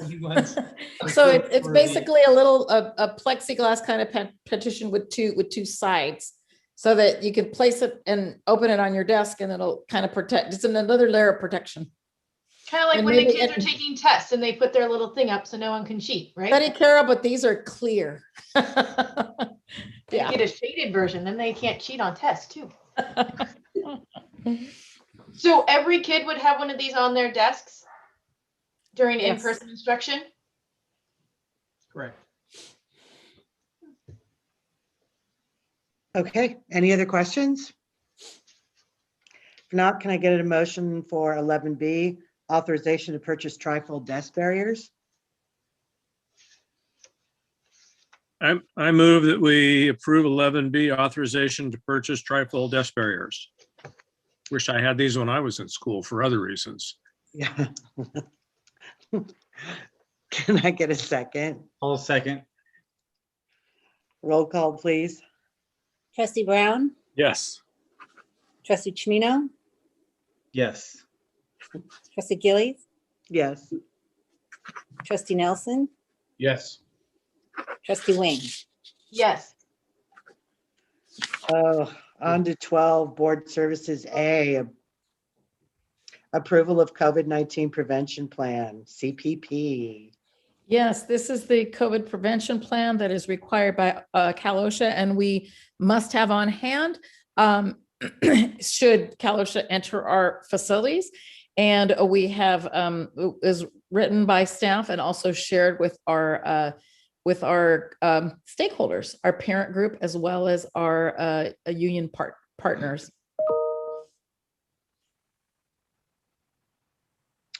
Does anyone have any questions? If not, can I get a motion to approve 12A, approval of COVID-19 Prevention Plan, CPP? I'll make a motion to approve 12A. Thank you, Michelle. Can I get a second? Second it. I'm sorry? I'll second it. Oh, thank you. I couldn't hear you. Roll call, please. Yes, Trustee Brown, Yes. Trustee Chimino, Yes. Trustee Gillis, Yes. Trustee Nelson, Yes. Trustee Wing. Yes. 12B, update on state and federal CARES funding for learning loss mitigation and COVID-19. Okay, so this is an informational item for the board. We wanted to give you an update on the CARES funding that we have received. I know we keep alluding to it, and you know that the district has received those funds. And as we're spending those dollars down and you're approving these purchases, we keep referring to that. We wanted to give you a little bit more information, kind of the background on it a little bit. Each of the types of funds that we've received, what are the allowable uses on that, and then some of the broad categories that we've actually spent those dollars in. As you know, the 2021 state budget, it did include $5.3 billion in different CARES funds from the federal government, and $540 million in Prop 98. So there were some state dollars mixed in with that. That was to assist the districts with learning loss mitigation. And in addition to that, money related to school closures and COVID-19, those types of things. So these funds are restricted and can only be used for very specific purposes on allowable expenditures.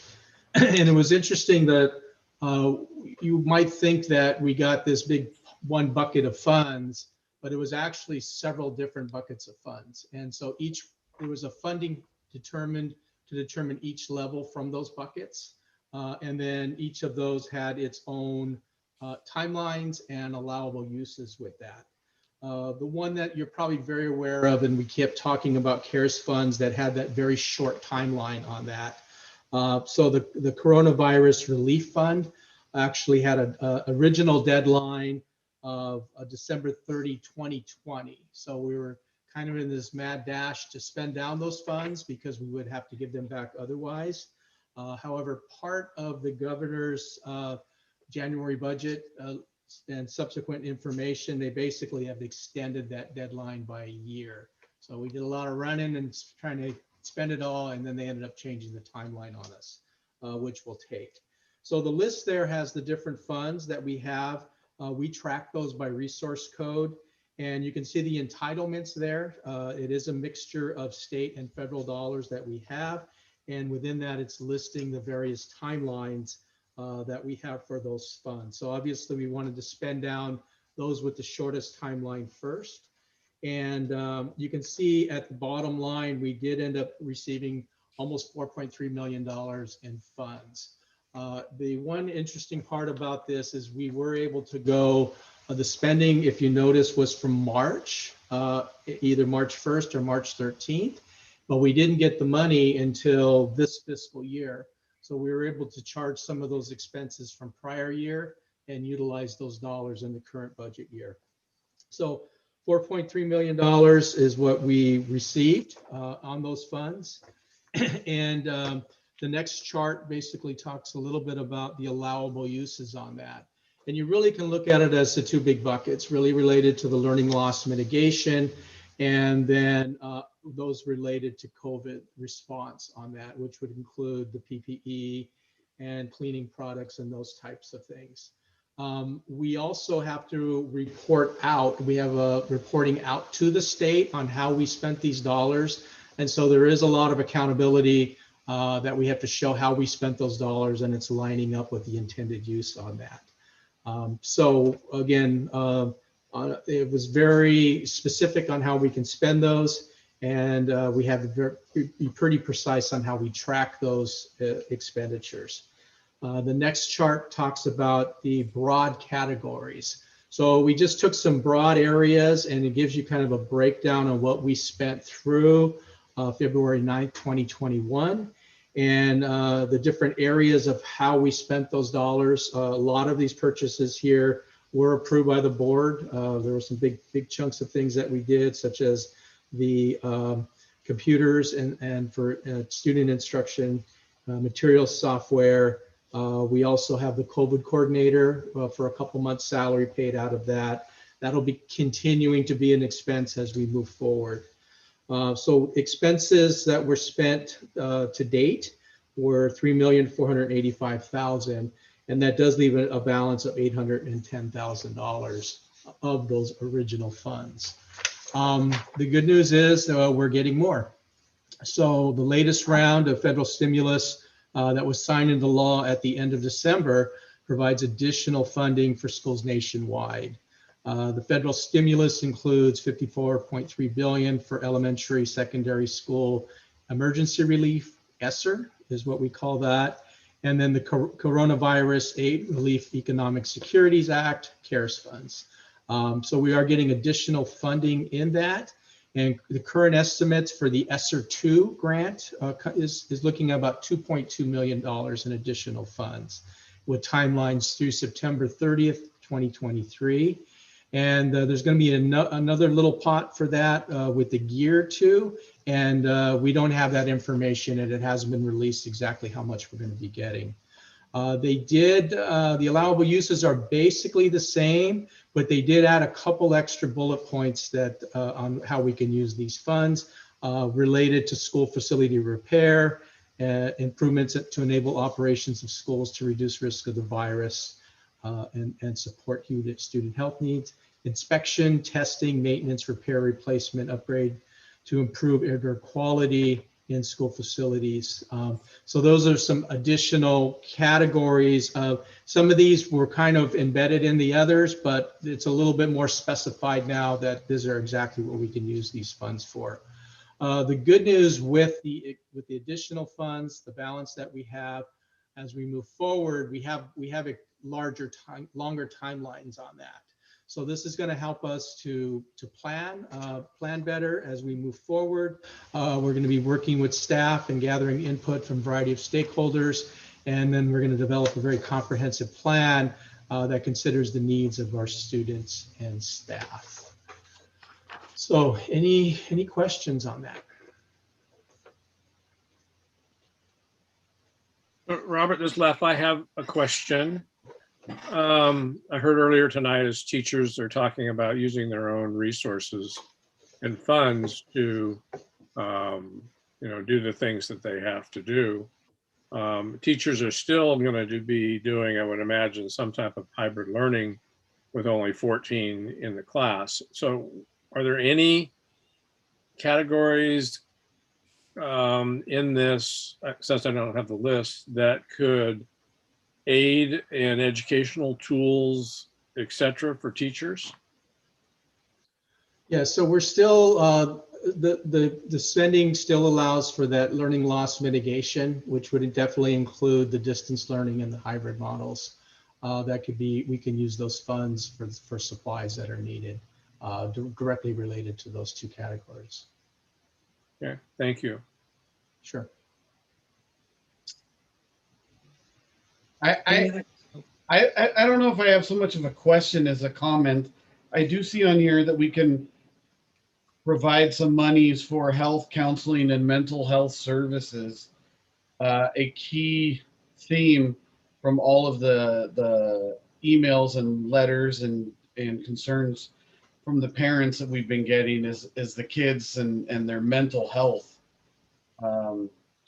The one that stuck out to me was the parent who said that their 6-year-old is having to go into therapy for this. I was just wondering if we can maybe get some more plans to earmark. It looks like we have more funds and these 2.2 million coming later. So I'm wondering if we are on this mandated checklist bureaucratic process to reopen, if we can increase what we're offering then for some of these mental health services. Yeah, I think we can certainly consider that, and that'll be an important part of our planning. The other thing that I've been thinking about is that, the pandemic has created some trauma, and that we're going to need to, see what experts could help and support us with help assisting the students through the trauma, because being at home for a year and not being in the classroom, I'm sure there's going to be trauma. Maybe they've lost family members, so it's definitely something that's on our list, and we can definitely look into. Any other questions? Okay, we're going to move to 12C, fiscal update and planning discussion. Okay, we have our standard bullet list here of items that we go over, and a lot of those again are just kind of placeholders. The first item we have is the budget information. This is the budget summary report, the monthly update, which shows the change of the budget from the prior month to the current month, or actually this one as of January as compared to December. It's going to be showing you the change by major category for our general fund. There's been very minimal change from the prior month on that. And you may notice we're starting, we did this in the past, but we're going to show you not only the combined general fund, which is what you're used to seeing, but we're also going to include the unrestricted and restricted portions, which make up that. So no big update on that. Second interim is coming March 16th. We're currently working feverishly on that to get all the information updated. And that will be presented to the board at March 16th. So when we do the budget summary report, you're going to see a lot more activity because then we start getting into a lot of the budget lines and doing a lot of cleanup and whatnot on that. So let's jump to the enrollment report here. So with the enrollment report, this is again the change from at the end of December, and we're comparing it to the December count and also to the same period of time last year. So enrollment is continuing to decline. We're down 19 students from the prior month, from December, and we're down 11 from the same period of time last year. It was interesting, as you know, we're going to start giving a little bit more information to the board on the makeup of those 19 students. The first thing I want to point out is the actual decline, or the actual students exiting the district in that month, was actually 41 students. And 25 of that was directly related to mid-year grads from Elko and Rancho Cotati High School. We had 9 students that moved out of the state. Actually, the category we have it out of the county, but they were actually moved out of the state. 5 went to either a private school or charter, and then 2 moved within our county. So the one thing we can observe from this is we're not having students leaving our district going to a neighboring school district. Basically, they're basically moving out of the state is really the big thing that we can look at here. So one of the encouraging things though is we balance a lot of that out because we actually had 26 students come into the district, which is encouraging. Most of them were actually from out of state. So we not only have students leaving and going out of state, we have students coming in, and not only out of state, we have some coming from out of the country. So a little bit of change on that. And then 2 of those came in from within our own county. So we got a little bit more from our own. So we have this little bit of give and take. And yes, our enrollment was trending up, and now we're down below from what we were in prior year. This is not unlike most districts in the county and actually in the state. There's been a huge drop in enrollment. We were happy to see that we were kind of holding our own for a while, but with the mid-year grads, that kind of pushed us back down to the decline. Any questions? Robert, would it be possible to get, I know that we compare it like January this year to January last year, but could we just get a year-to-date line on there also, like just this school year, how many kids have come in or how many kids have come out? Yeah, I think we can probably provide that to the board. Thank you.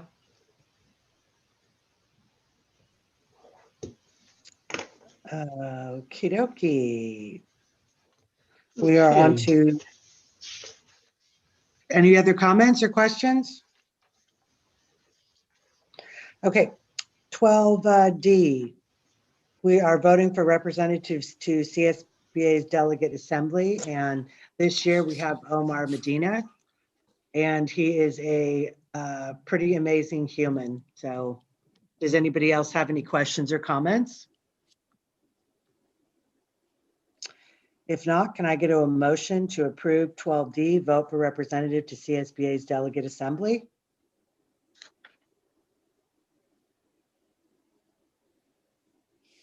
I'll make a motion to approve the representative to the Assembly. Thank Now you. that I'm unmuted, I will second that. Thank you, Lef. Roll call, please. Trustee Brown, Yes. Trustee Chimino, Yes. Trustee Gillis, Yes. Trustee Nelson, Yes. Trustee Wing, Yes. 12E, first reading, review revisions to board policy and administrative regulations 1312.3, uniform complaint procedures.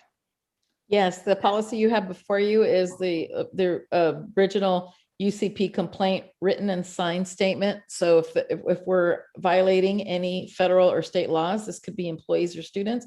This is the formal complaint process that someone can take and bring to the district's attention. So this is your first reading on the UCP policy. Okay. 12F.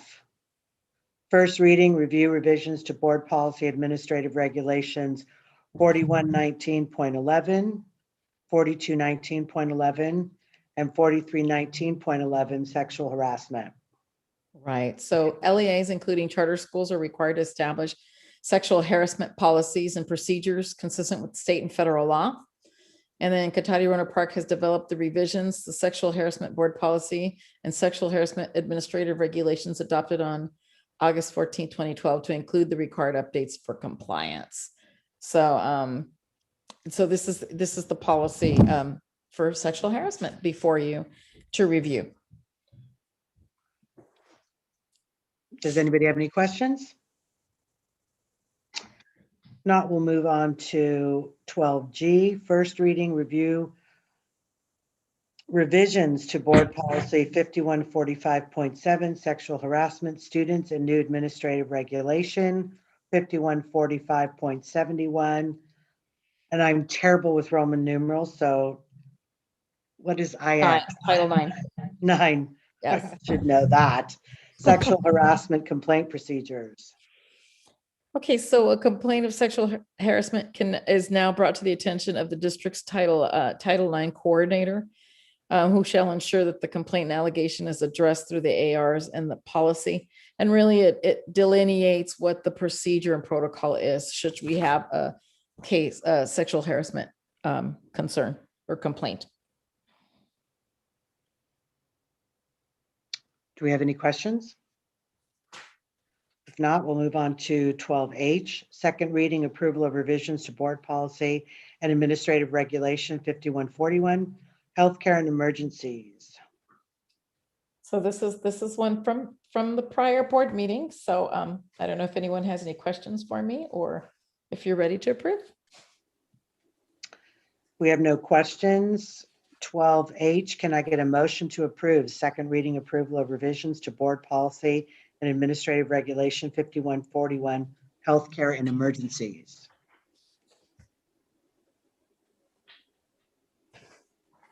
Anyone? I move that we approve the second reading approval of revision of board policy administrative regulation 41 or 5141, healthcare and emergencies.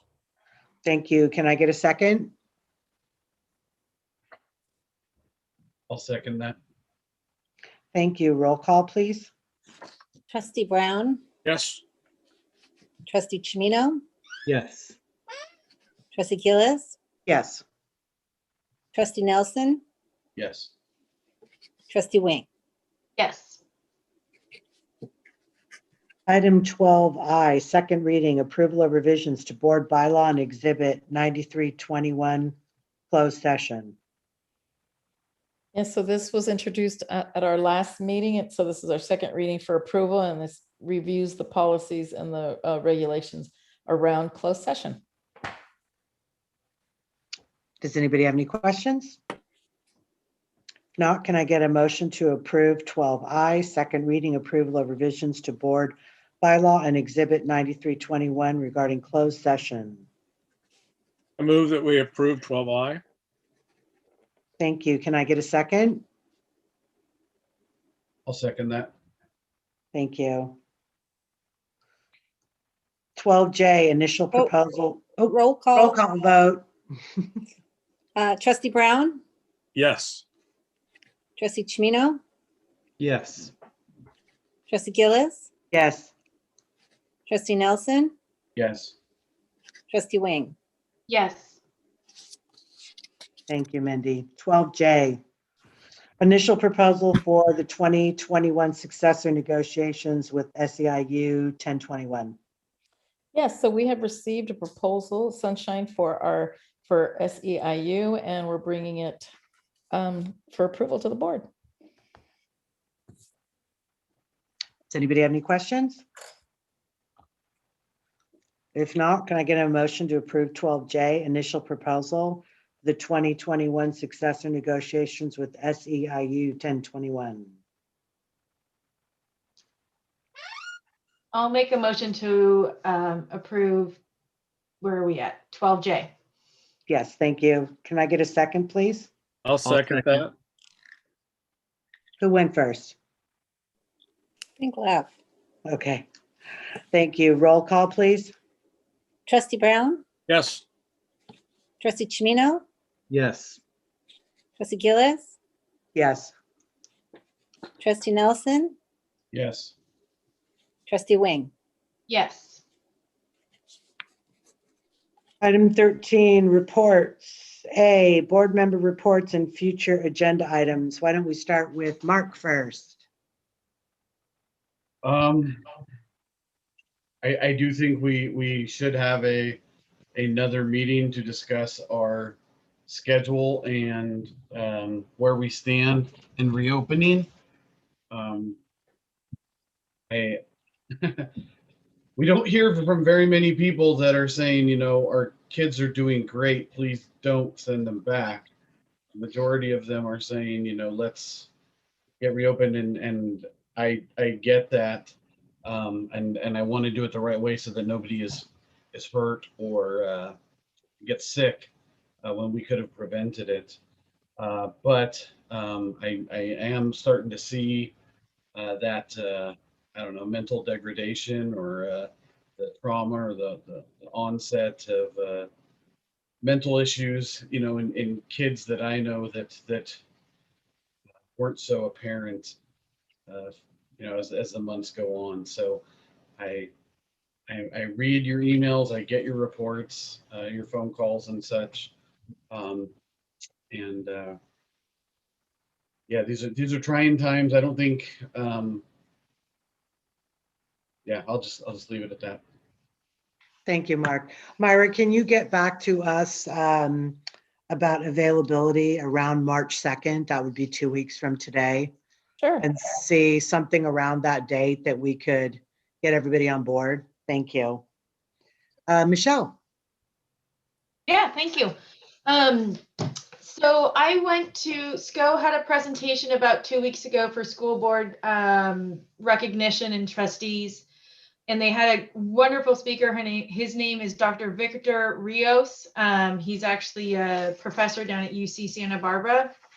He talked a lot about his upbringing, but he's doing a lot of work with teachers and unions and school districts right now about, he doesn't call it reopening of schools, he calls it the care opening of schools. And one of the things I really want to make sure that we consider when we are care opening our schools, hopefully in the near future, that we understand that we're going to have to reintroduce and reintegrate our students into an in-person learning environment. So some of the things he said that teachers may need training or support on is conflict resolution. Students are going to have to learn how to coexist in a classroom together. They're going to have to learn the teacher-student dynamic, things like that, that they haven't really had to do for the last year. You know, they've kind of been able to see people over a screen, but haven't had to coexist together in a classroom.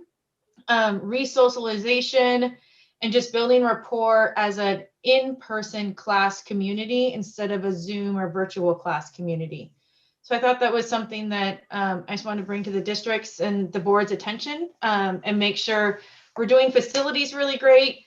I am confident we're going to get paperwork and MOU and those things done in a timely manner.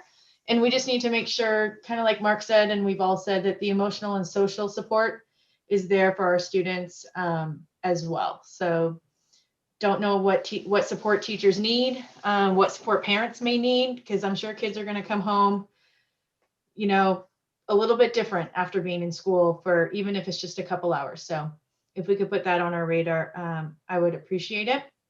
And I just want to appreciate everybody's willingness to listen tonight. We all have different ideas and different backgrounds.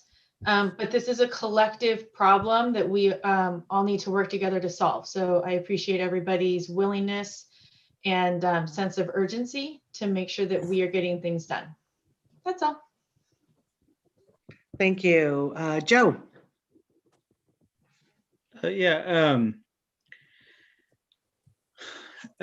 Just a little bit more about the timeline. I'm glad Michelle brought that up and started the conversation on that. I like to see it kind of like in a Gantt chart that shows an actual timeline of all the things and I think that'll help with the transparency with everyone seeing all that has to go into it and how long each step takes.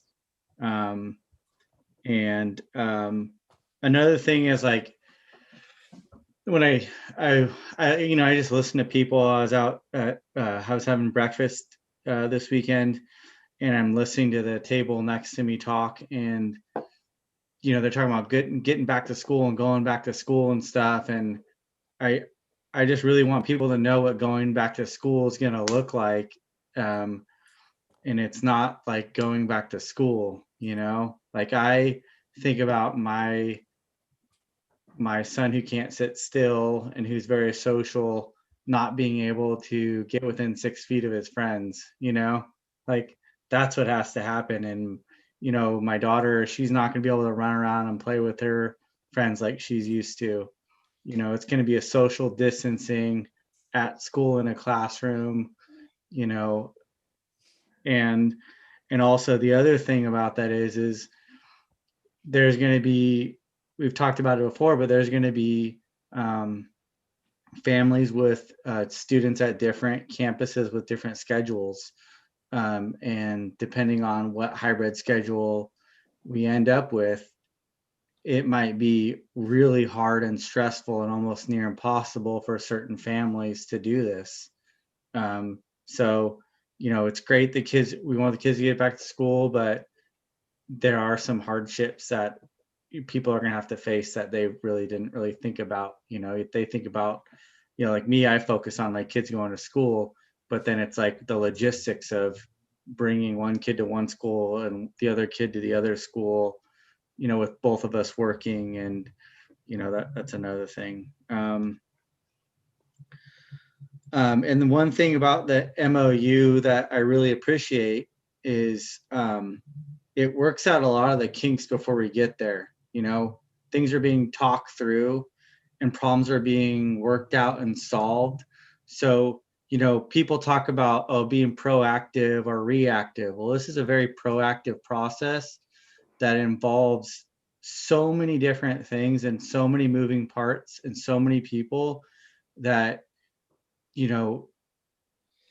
they're coming up with issues for all these different situations before they come up with, and they're working hard to be creative on how to handle certain, every situation that can possibly come up with, and they have a plan for it. So yeah, it takes a long time, but I've had to do things like this, like we call it MOP, when we at work, when we do something that's dangerous, or we have to write down every single step that you're going to do. And you'd be surprised at something that would take, me to do, 8 hours of work. It's like a 2 weeks of planning to do that 8 hours worth of work. So, I really appreciate all the work and the going back and forth and figuring all the kinks. I know it's a negotiation thing, but it's also a problem solving tool.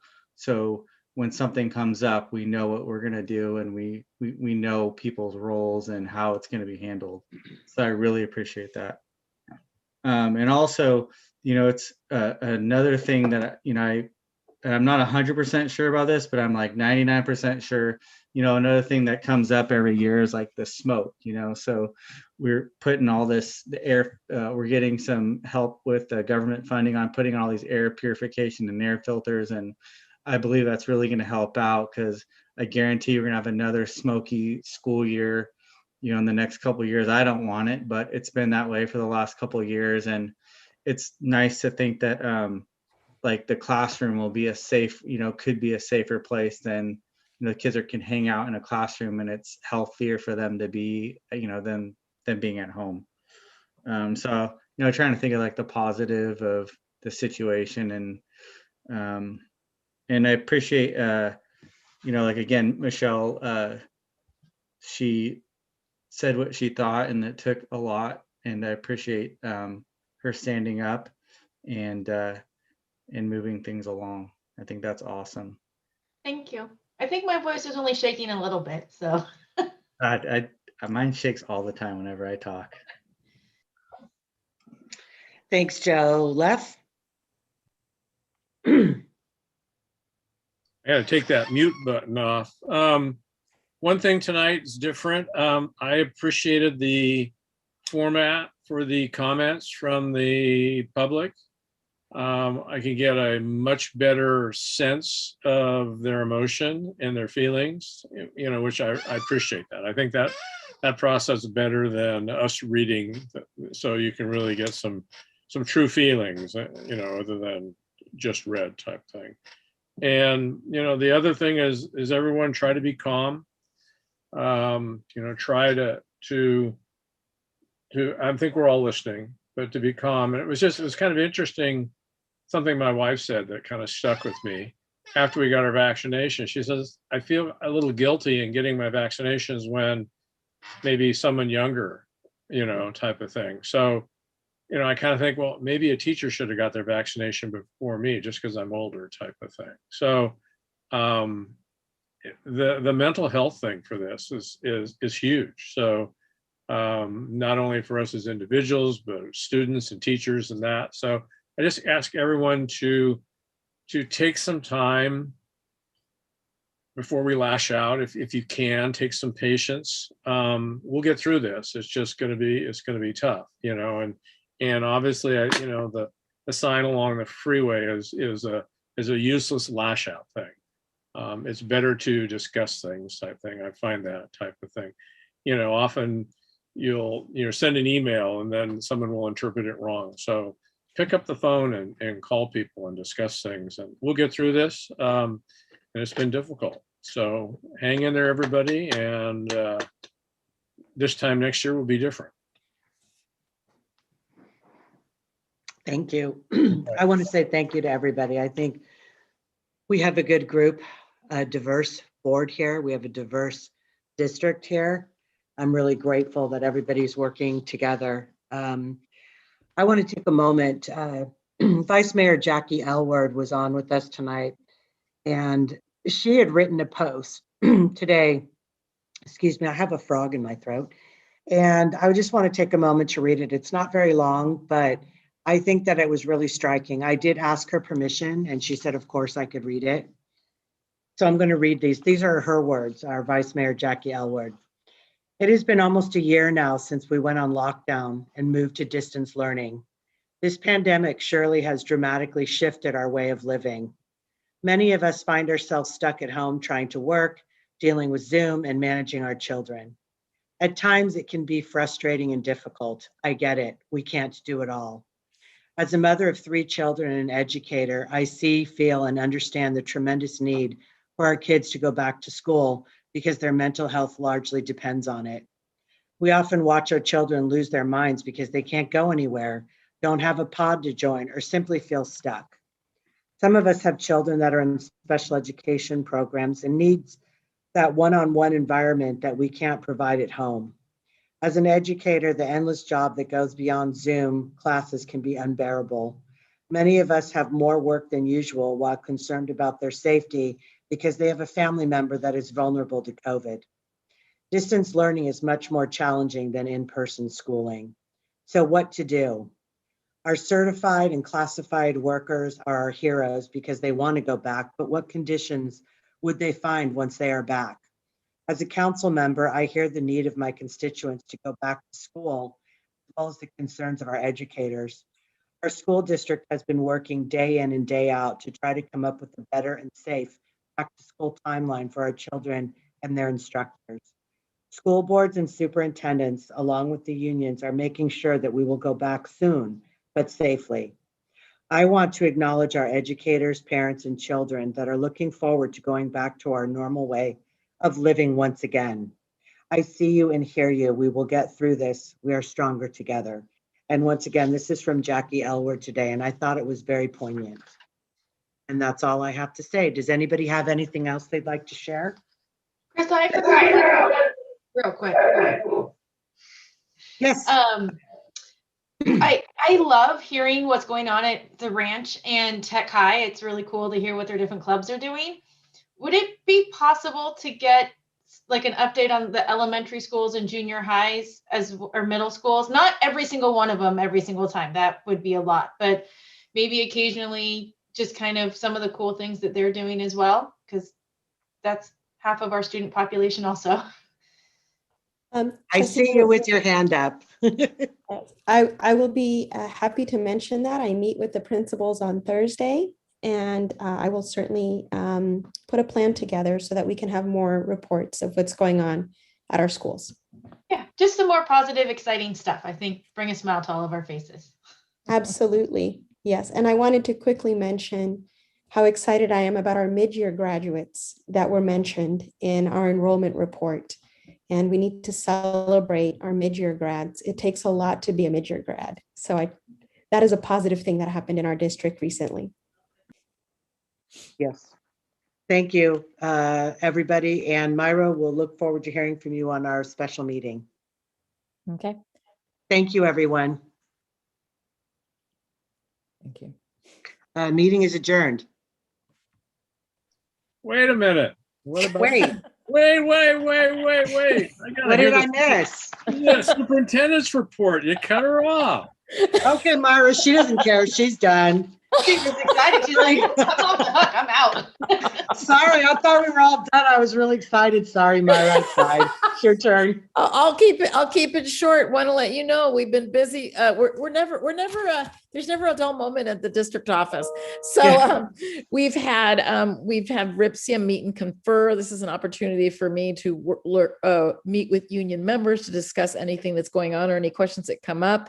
We had the MOU at the end of January.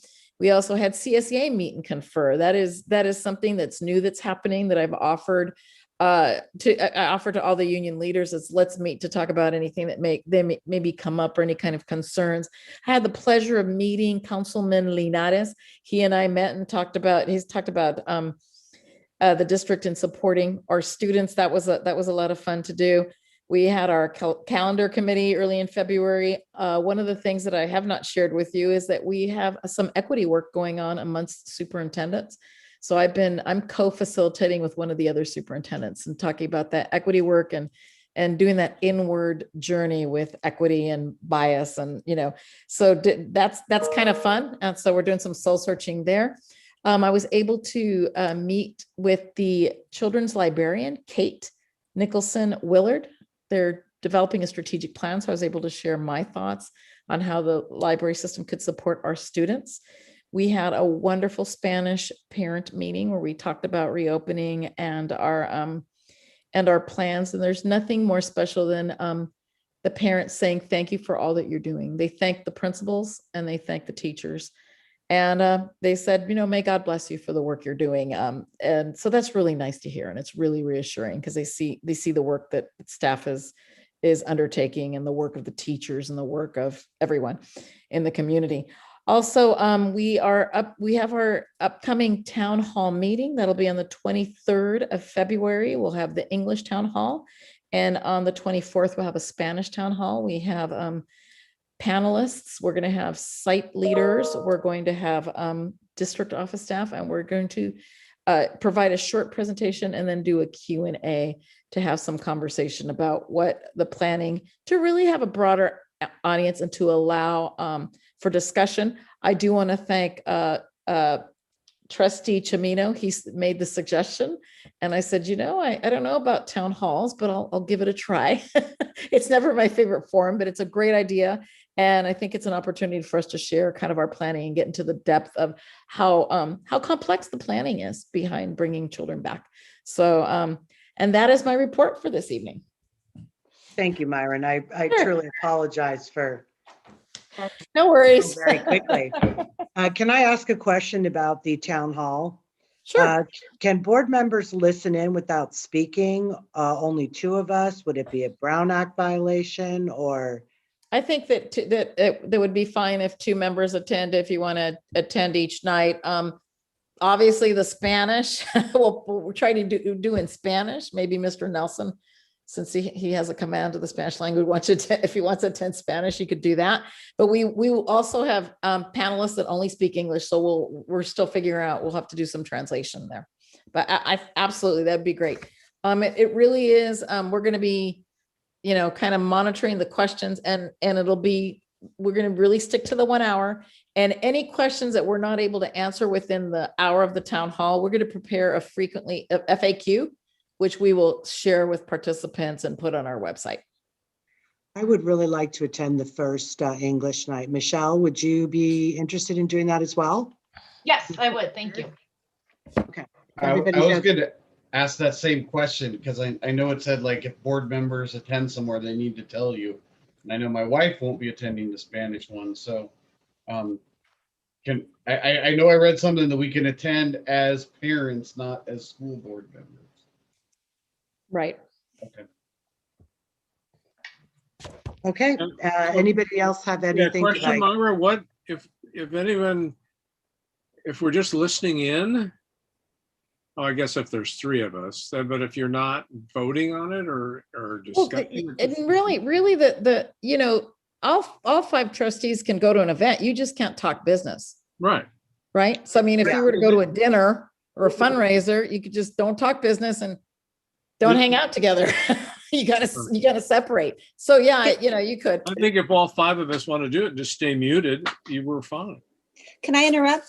Please, you can watch it from the live stream. You won't be, only the panelists will be invited for the Zoom part. So you can watch it. We won't even know if you're watching on the live stream. Yeah, that's great, Mindy. That's great input. Yeah. Great, thank you. Why is it that we all can't go? I thought that was the whole point, is that we can all be there. We just can't, we can't discuss or talk about anything that's going to be voted on. So why can't we all be there? And if they want to, can.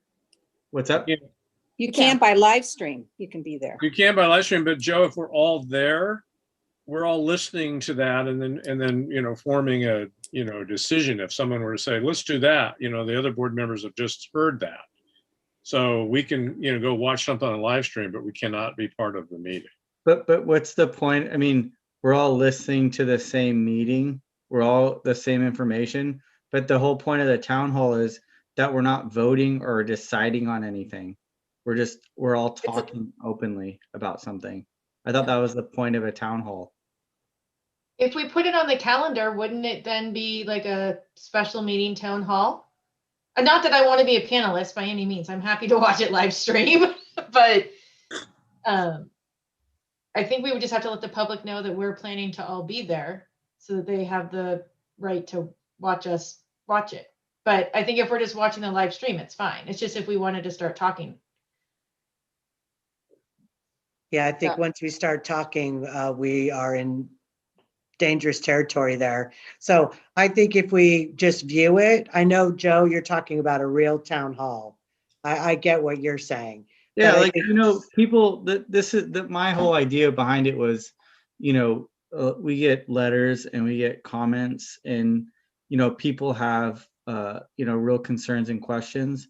And this would be a way for them to ask something and have a real answer and a dialogue, something, because, it's kind of, sometimes it's a little difficult when you get a letter and you can't really respond to it, or you can respond to it.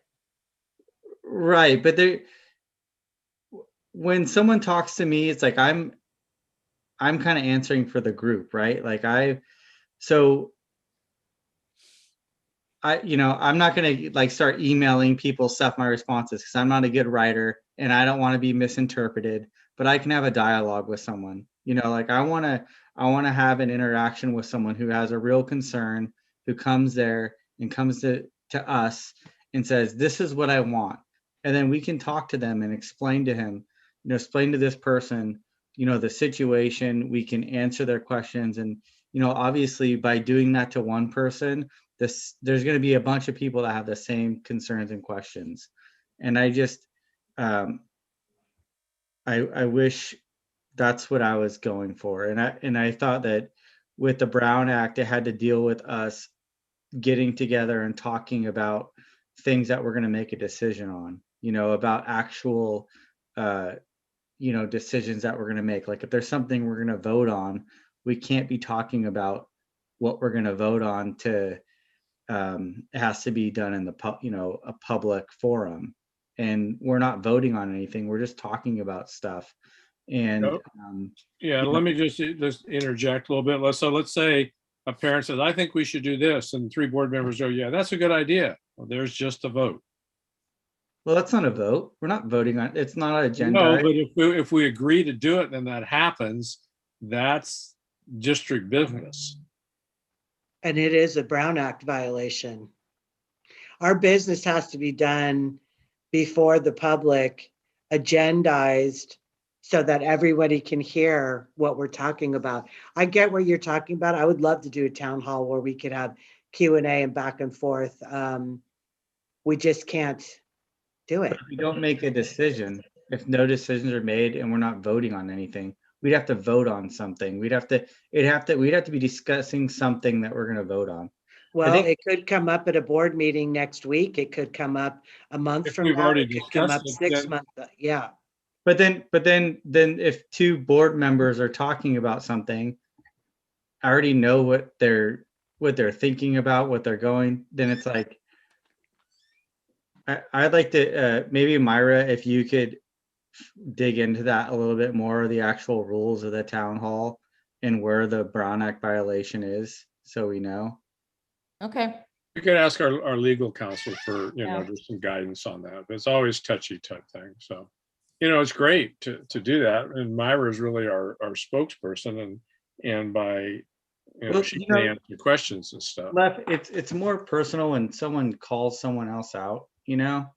Like I want to, say how I feel, and I want to talk to that person who's calling me out, not, this is like a perfect time. Like if you're gonna, if you feel strongly about something, like let's talk about it, Sure. Like, and I think that there's, personally, there's been a few emails that I've gotten that I'm like, well, I really don't agree with that. And obviously I don't know everything. So this would be a good time for us to talk about it. And maybe I can learn something I didn't know.